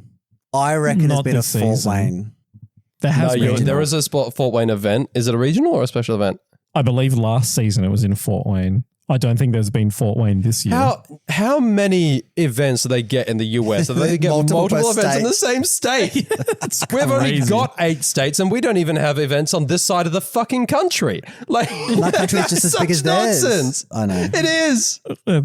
Anyway, back to Japan. That's crazy, yeah. So shout out Kona for winning. AKA Hiroshi Onishi. Well done. Didn't butcher that as much as you could have. Shout out 4th place at Ponta 1019. I'm sorry, I don't know how to read your actual name. For running Hisuian Arcanine, which I've been saying is a sleeper pick in MA. Is that a lot of Mega Frostlass? I feel like that's Banbanta. I could be wrong. I mean that's it's Anglos. It's at Pomponta, so you're pretty close. Yeah. Yeah, I think it's either Ba or Po. So it might be Pomponta. Yeah, because the thing that looks like a H is a N. So it probably his name there is probably just Ponponta. Crazy. Yeah, that's exactly what it says in English as well. Yep. Crazy. Yes, second place with the Rain Perish Trap team at Elaine Pokey. Third place, like I said, with the same team, the Zardwai Wit. There was some insane lives on that final game 3. Yeah. Like the... People were raving about it. Kieran was saying it was one of the crazy final. The Arch lived on 4 HP against a Light of Ruin. That's crazy. And he needed to live so that the next attack didn't go into the Politoed so that he could click Perish. Yeah. And then got encored into Protect and hit a double and he had to win. He had to get the Protect had to work for the second Protect. The person who clicked Encore, in order to win, his opponent's Politoed, which had just been Encore locked into Protect, needed to get 2 Protects in a row so that the third one failed, so that he could hit him on that turn. Yeah, yeah. If the first Protect went off and then the second Protect failed, which it was significantly more likely to do, odds were in that favor. Then the attacker lost the game because it meant on the third turn, Politoed's Protect would succeed again. Yeah. The attack would fail and then Perish would happen. Because it had a Sinister next to it that could redirect. So if it had have missed the second Protect, the attacks were going into the Sinister to get rid of it. So the fact that it got the double was what Hiroshi needed. So that was awesome. I will also say the clips I did see of Japan Nats, Joel, either you need to call out the Japanese circuit or you owe Costa Dynamos an apology. They go off, don't because it's not even when anything exciting's happening. It's game 1's happening and they're sending out their leads. And he's like, oh, King Gambit and Insinoruzu. Oh, Polito des. I need to get a clip and see if I can isolate it of the announcer going, Electro Beam. That's awesome. So good. The fact that the whole event was like that was a lot. Yeah. I could only imagine, if I tried to cast an event like that, my voice would be so shot by the end. Oh, yeah. Goddamn. My voice is shot now just from doing this podcast. Yeah, every week. But the production quality of Japanese nationals is always fucking incredible. The fact, I don't know what they do to get the statistical chance of winning come up. I don't know if there's a bunch of people in the background who are these are the plays, and if they make this play, this is the statistical chance of the outcome. But I would love to see that at Worlds. Yeah. You want to compare I'm going to play you another snippet of Costa from Turin. Yep. All right. Wait, why was Costa casting at Turin? He was. Was he? Okay. I'm going to do the thing you hate. I'm going to play it from my phone through the microphone. But this is Costa losing his fucking shit. The Scandinavians invented Bluetooth for a reason, Chris. Here we go. Was that a critical hit or was that just the amount of damage it deals? It seems to be the latter. That is huge. What a huge turn. The Matigacha coming out. It is going to break the focus sash on the Lycan Rock, but is it a turn too late? Oh, we're going to have to find out. 30 HP remaining for the Lycan Rock. It gets burned. Lycan Rock. What are you doing? That was filthy. And then they have just given him the progression. Anyway, shout out Lee Provost. He Osiris. elevated a little bit. He's moving to meet Costa's energy level. Yeah. I know, Joel, you were complaining about the stark difference between the energy levels. I was about to say that was so much better. Osiris made that better by elevating a little bit.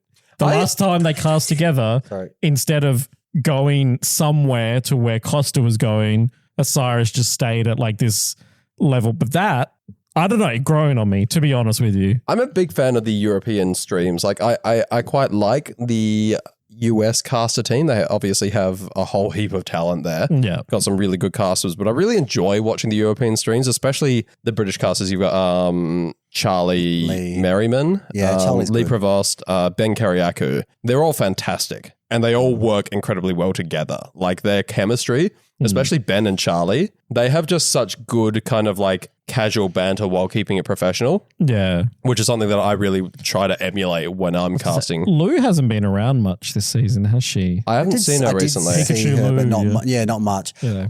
The funniest part about that audio was Are we cooking some theories? The funniest part about that audio is that I don't know, they've turned on audio captions, and because he's so incoherent, the bit the side was like, that's a KO.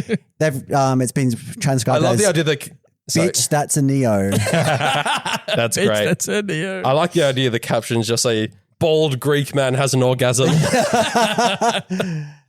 Pretty much. Shout out Costa though.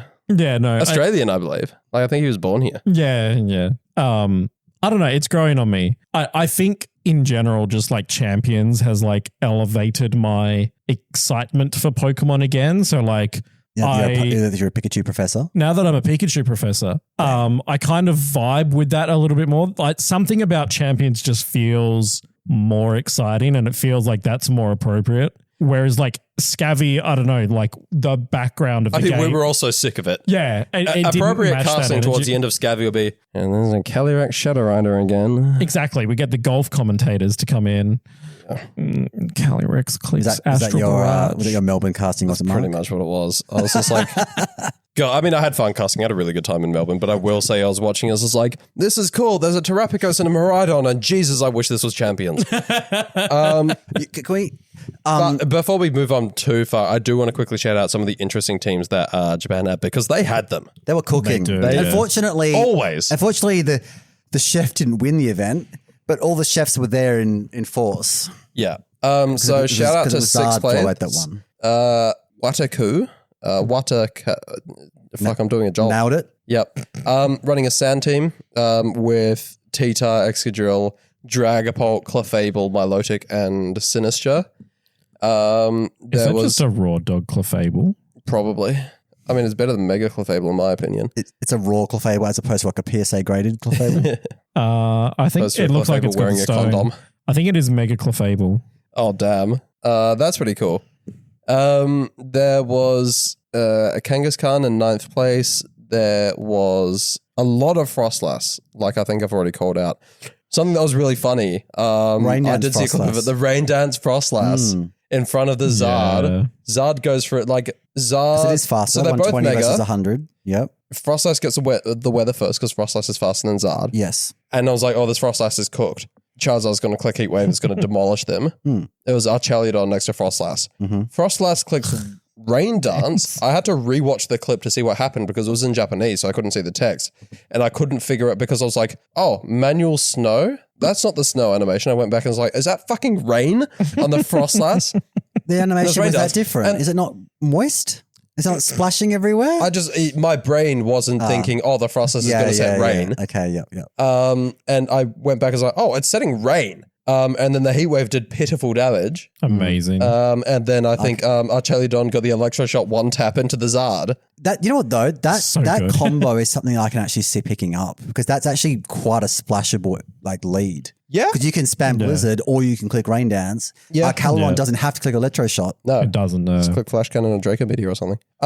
So which team was that? Sorry, that was... I don't know. I only saw the clip. Okay. But 13th place had a Lopunny. Hot. A Cooking. Galarian Slowking. Oh, Dan Walker would love that. Blastoise on a rain team with Politoed. The Japanese like Politoed a lot more than Pelipper, it seems. That looks like it is a Shell Smash fake out Blastoise as well. Yeah, that doesn't surprise me.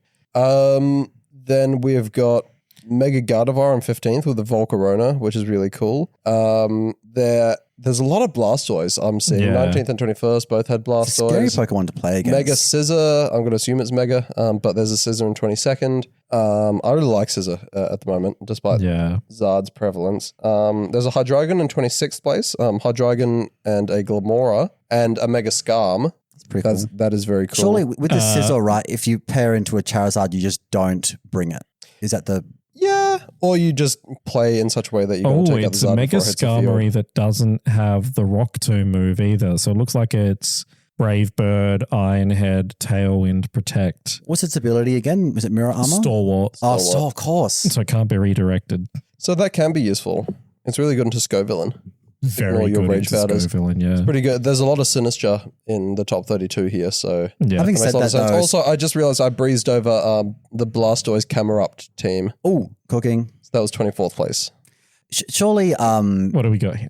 but then again, though, like wouldn't a Scovillain, don't they usually run like an Overheat or Flamethrower or something? Yeah, but you're probably not killing because they have no offensive investment. They're, So they're built with bulk. That's a 0 speed Blastoise and Yep. negative speed Blastoise even. I assume so, yeah. So it's got Spout, Pulse, and Aura Sphere. Yep.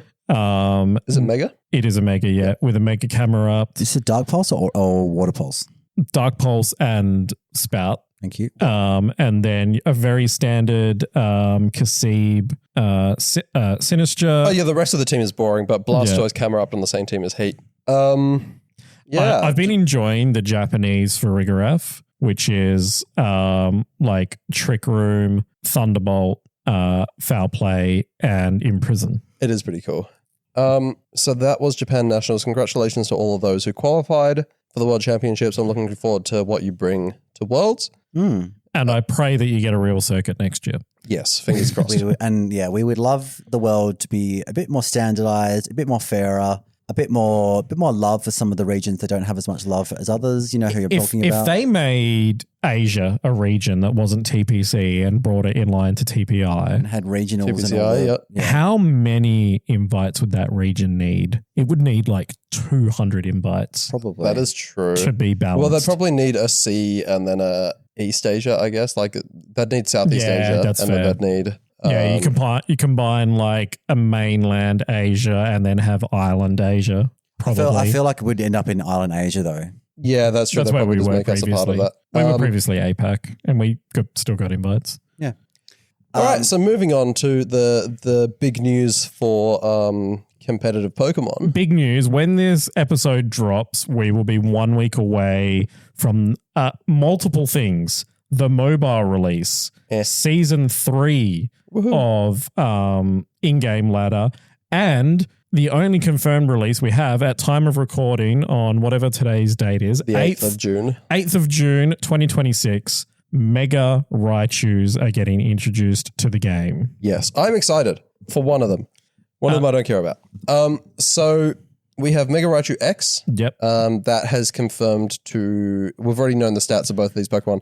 Mega Raichu X, the physical attacker, that is confirmed to get Electric Surge. Yep. People have been theorizing about that because there have been clips of Raichu evolving into Mega Raichu X, and then you see it after it's evolved and there's electric terrain on the field. Yeah. So people assume that it got Electric Surge upon Mega Everyone got evolving. upset. Oh, we thought it would have Levitate.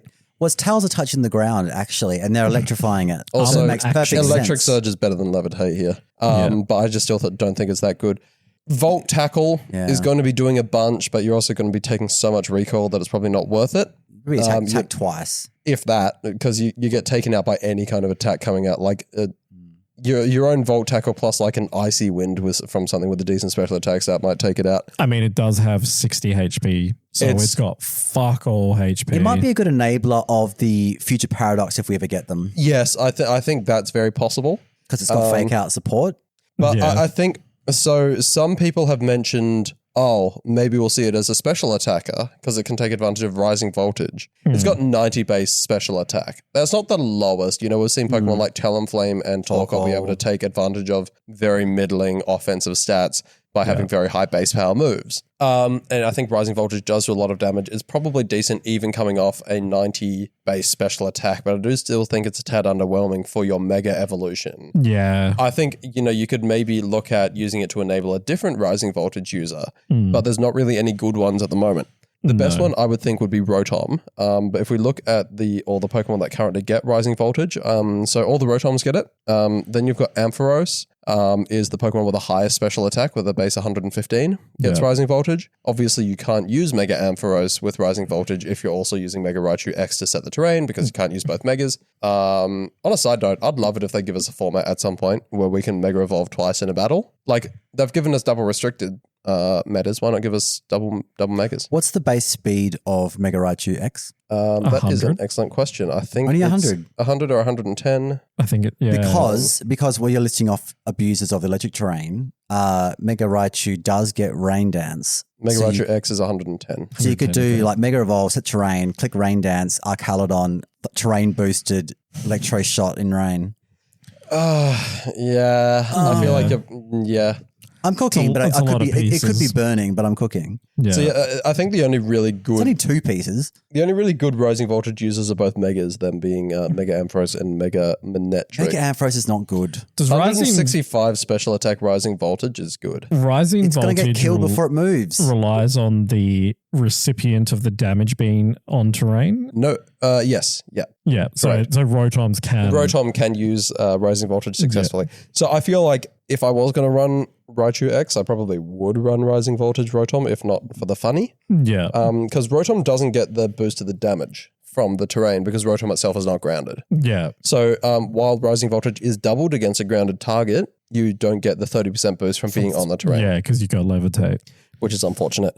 Give Rotom hidden abilities. I agree. Yeah. What? Please. Like, them all having Levitate, cool, but let's give it something. I think there's definitely an argument to be made that Raichu X could be a decent... Like, it's got, I think, 135 base attack. It's got a decent offensive stat.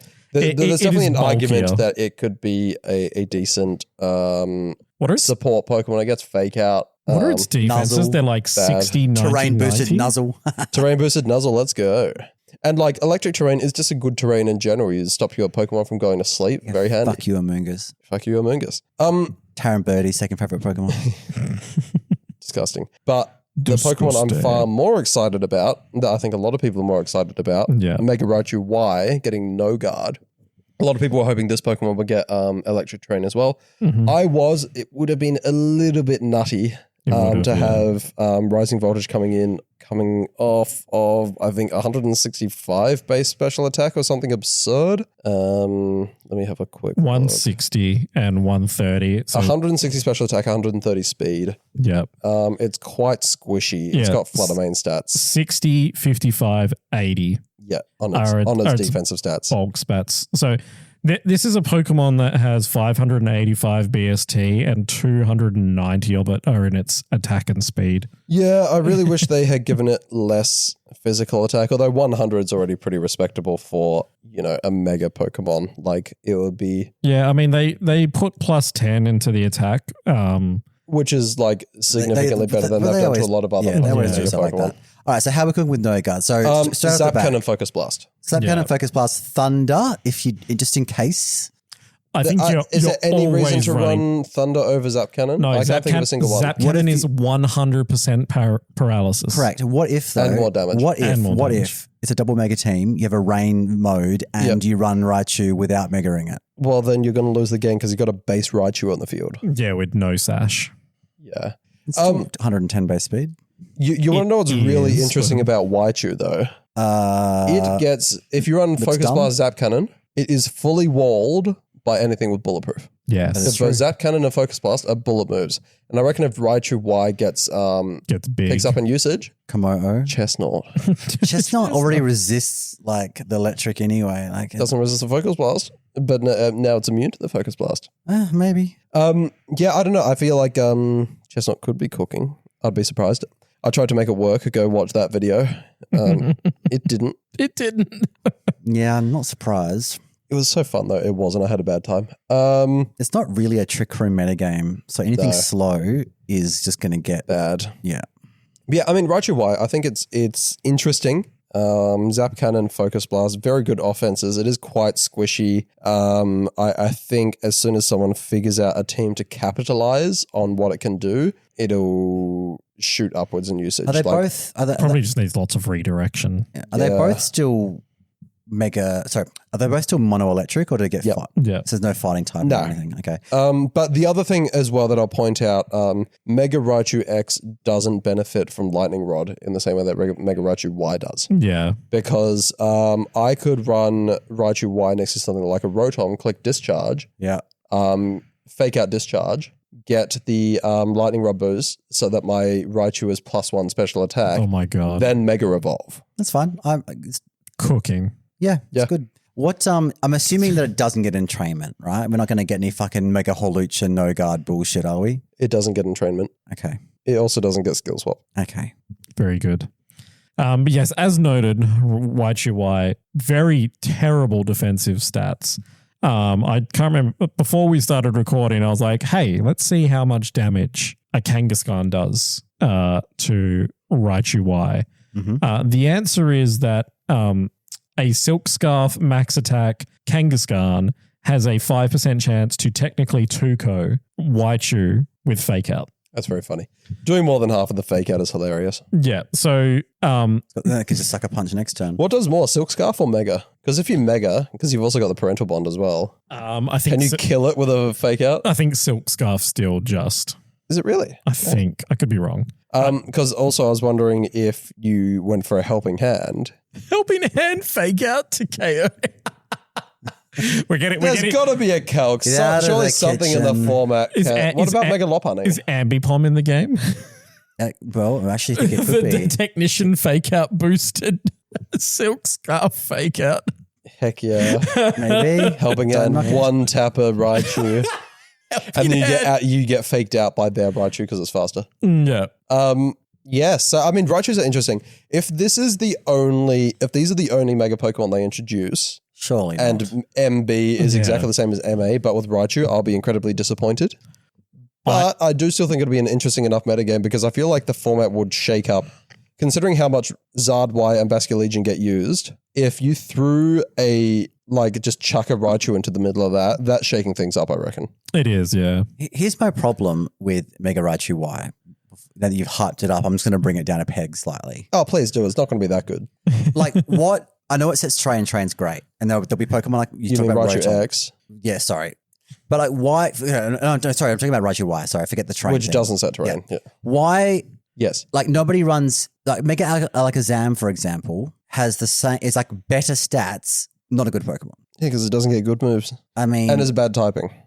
I don't think it's, the dark weakness is a bad thing, but No, but also its only stab is on Psychic. If it got a 120 base power Psychic type move, I think it'd be decent.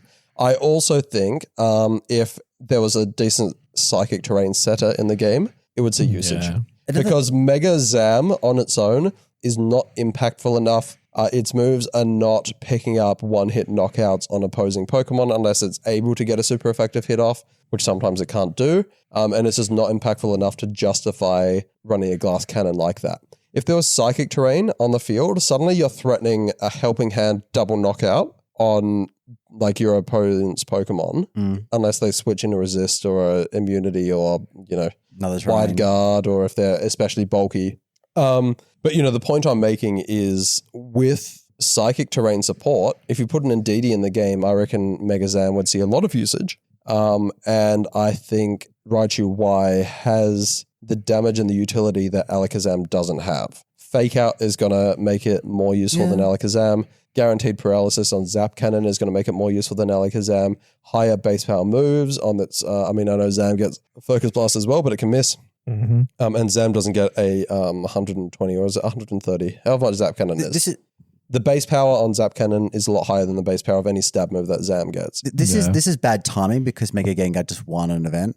But theoretically, Mega Gengar's 170 special attack, 130 speed, and it's pretty much a glass cannon. And yes, it was a Perish Trap team. Okay, what 120 base power ghost type move does Gengar get? But things like what 120? That's the point I'm making is stats alone do not make a Pokemon. Yeah. The problem with mono electric though, I know it's got Focus Blast, but the problem with electric is there's an entire typing that is immune to you could just switch a ground type in, a grass type in, a dragon type in. Yeah, but they've got another electric type in. So in Pokemon VGC, and I know you may have played the most recent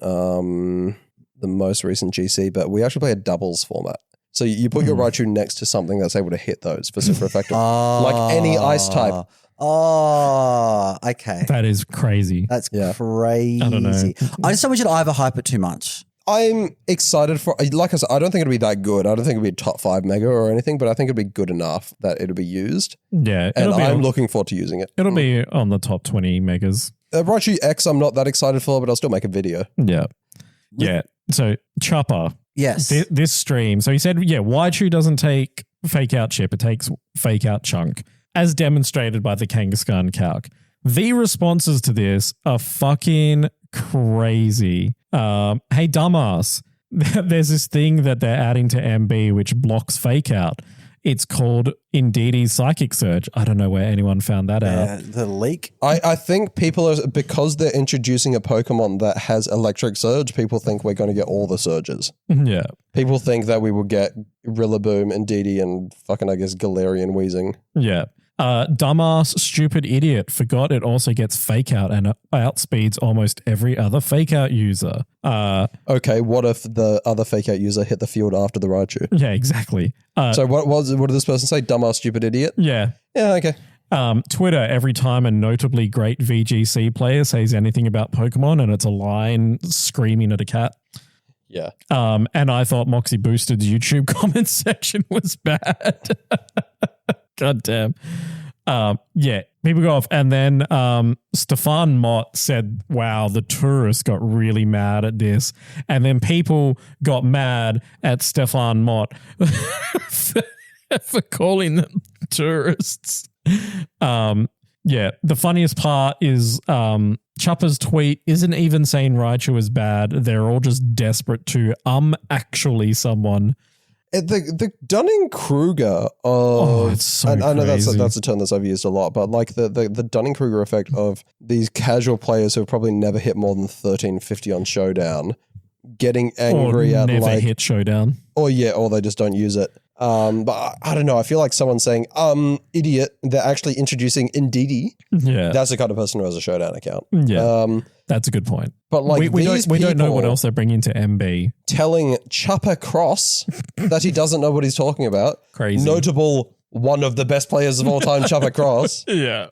Mark Forrest. Like as soon as they release Chopper Cross 5, it's over for these casuals. So accurate.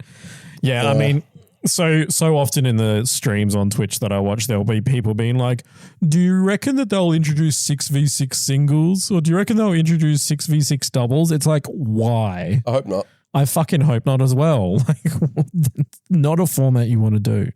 Yeah. Anyway. Yeah. It's been a week for Pokemon, that is for sure. Speaking of champions, well, while we were talking about like cooking with new megas and stuff, yeah, I really, because I want to force myself to like play more ladder, play with more Pokemon, get a feel for the game more. Yeah. I really want our subs to submit teams for me to use on ladder and on a stream event. And I want to give each sub can submit one team that they want me to use. I will play at least 3 games with it on ladder, and I want each team to have its own drinking rule submitted as well. In game or the drinking rules won't stack for every game. Like while I'm using that team, they get one drinking rule that I can apply for that team. Like, say I was running like as the Mega Raichu team and it was a Zap Cannon, and for every full power I had to do a drink or something. You know what I mean? That's an example. Okay, so drink every time you click Zap Cannon. Not every time that they get a full power. And that's only 1 in 8 chance. No. Oh, sorry, I'm with you. That's an example. Sorry, yeah, I'm with you. I'm not necessarily even sure that it'll be Reg MB we do this stream. It can be Reg MA. I don't care. But I want to do it soon so I can start playing champions more. You would have to already be in Master Ball for it to be any good. Otherwise, you just verse in bots. Well, to get through Great and Ultra. But give me a few comfort wins. Like, give me a few comfort That's true. wins. I respect that. That's fair. I think I'm about to crack into Ultra in the latest season, but it's about to finish in about 5 to 6 days, isn't it? It finishes on the 17th, yeah. So I should wait till the new season and then we climb with the sub teams? Climbing with brand new cooks for a new reg could be a shout.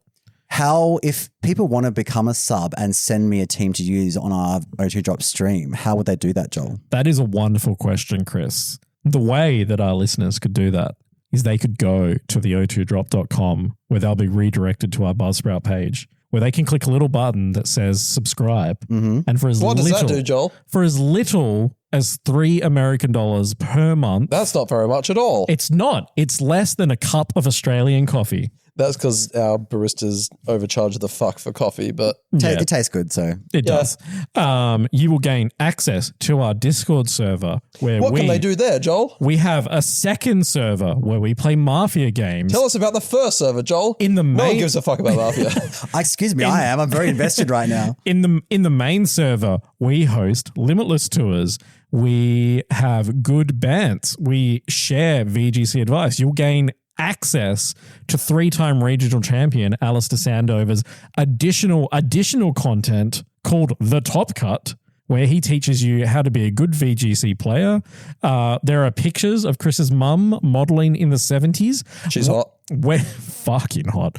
When we get to 100 subscribers, we will be having a raffle where one current subscriber will win a autographed, blown up magazine cover. A2 magazine cover, or magazine cover that Chris's mum was on, signed by Chris's mum. Do you reckon we can get like a lipstick kiss on it as well? I can try. I can try. And we will ship that anywhere in the world. So if you are listening from North America, South America, Asia, Saudi Arabia, North Korea, Russia, we will send it to you. It is. It is not the 100th subscriber, but everyone who is already subscribed will gain an entrance. Including the 100th. Including the 100th. Also, we're going to do a nude calendar when we get to 100 subs. And so subscribe if you want to see that. And that is why Chris and I are currently on Monjaro. Because hot for the calendar. Because when we made that promise, we did not think we would get anywhere near it. Oh, no, I'm still surprised anyone subbed in the first place. And what are we up to now? 85? 84, yeah. So thank you to all of our subscribers. We appreciate you. If you're a person who just listens, we appreciate you as well. Thank you for being part of our statistical numbers. Did you actually plug the bottom cut bonus content? Oh, yeah. We record an additional episode every week called The Bottom Cut. We're going to record after this. It's literally like, these episodes are like 2 hours long, right? Then you get like another like hour and a half minimum content a week in the bottom cut as well. Sometimes it's a little bit shorter. Sometimes it's a little bit longer. And it's a lot more unhinged. The bonus content, which we've had described by several of our listeners as all bonus, no content. Which is that we just we talk about some of the most pointless stuff. This time we're going to eat cake because it was my birthday yesterday. No, but and we're going to try some chips and talk about them. And we're going to talk about our dating and relationship and sex lives. Yeah, and I've got an update. We're probably going to rate one of our subscribers' top 10 Pokemon lists, which they've submitted. Subscribers, I'll give them a rating out of 10. You can submit your top 10 or bottom 10 favorite Pokemon. 10. I sometimes force these guys to have Aldi snacks, and we see if the cheapness is worth it. It is a lot of the time. It is a lot of the time. It really is. But you can listen to us and you can figure out what is and what isn't worth it because we'll tell you. We will. We are a prime consumer watchdog program. We are. We are very liberal in our ideals. We fight for the little man, unless that little man actually is us about VGC, in which case get fucked. Yeah. Hang on, we have a soundbite for that. You're so proud of Get fucked, nerd. Yeah, that's it. There's so many other things on the Discord that we didn't just trust me. There's a lot of shit going on. If you want to know what's going on in the Discord, then you should come and subscribe. Yeah, you should. Also, by the way, that eBay notification sound you heard. Yeah, I won an auction. What did you win? I have this now. Oh, get fucked. That's cool. Yeah. How much did you pay for that PSA 9 Charizard? It's a Charmander. It's a Charmander it's an angry Charmander. An angry Charmander. Pressing it's his the face only against Charmander Pokemon. Like, this is the only Charmander / Charizard related card I actually like in the whole TCG. It is very good. I just like that he's angry at the Pidgey. I saw a Farfetch'd art, which is like I think it's like either a Psyduck or a Slowbro cooking Farfetch'd's leak. That's very funny. And Farfetch'd is freaking out. Hey, Joel. Yeah. We've been going for 2 hours. Yeah. Stop talking about Pokemon cards. It was over 100, under 200. That's all I'm telling you. Okay. Bargain. 139. Nice. Well, if you get the exact number, I'll give it to you for free. 139? No. Damn. Imagine. You had a 1 in 99 chance of getting there, right? I did. You're technically hosting. Would you like to sign off? I am. Do you have any final shout outs, Joel? I don't. Thank you to our listeners and our subscribers. That was a final shout out, you liar. Chris, do you have any final shout outs? Shout out to my bestie, Justin Tang. He's a pretty cool guy. Hell yeah, pretty cool guy. I want to quickly shout out Comrade Clown on YouTube. It's a great YouTube channel. You should go check it out. There's 5 videos on there now. Your Incineroar video still makes me chuckle. Oh, thank you. I had so much fun with that one. Oh, it's so dumb. But for those wondering, I made a video where I tried to make Incineroar work in Pokemon VGC. Very difficult to do. Very difficult, yeah. I cracked the code. It involves clicking Nasty Plot. Jesus. Go check it out. I also made a video where I tried to make Belly Drum Mega Chestnut work. And I reckon there's absolutely ways that you can make Belly Drum Chestnut work. I think a lot of them involve a citrus berry rather than a Megastone. Probably. And I also think they probably don't include a choice scarf mouse hold with After You Follow Me and Helping Hand. Oh, fuck. I also think Helping Hand was definitely not the right play because once I've got a belly drum off, you don't need a helping hand. No, probably just follow me. It already had follow me. I should have gone for, what was I thinking? Maybe a Super Fang. Yeah. A big old Super Fang. To assist like Super Fang, some of the other Pokemon on the team. I don't know. Yes, but no, that was I would say good fun. It wasn't. I had a bad time. I was trying so hard to make it work and I was just losing game after game. Because spoiler alert, everything in the format hits Chestnut for super effective. You can't even run redirection because everything and their mother is running spread damage that's super effective. Yeah. Heatwave, Blizzard, Hyper Voice. It's not a good one. Defensively, it's dreadful. I think Mega Chestnut has its spot. Yeah. I think if Trick Room gets slightly better, there's scope for Mega Chestnut to be good. I think it's got really good bulk. But not with Belly Drum. No, not with Belly Drum. Absolutely not. Sword Stance, maybe. Bulk up, body press, maybe. Yeah. Like an attacking option as well. Yes. Anyway, thank you so much for joining us, friends. I know we've already told you to subscribe, but, you know, if you're not going to do that, come back and listen again, at least. Do it. But as Joel says, do it. Do both of those things. Yes. If you can. Otherwise, if you hated it, tune into fuck off. And also tune in, subscribe and tune into Don't come back, I guess. Tune That's into fine. the bottom cut this week to hear about my sister's new boyfriend. Oh, yeah. I want to hear about that. Until next time, friends.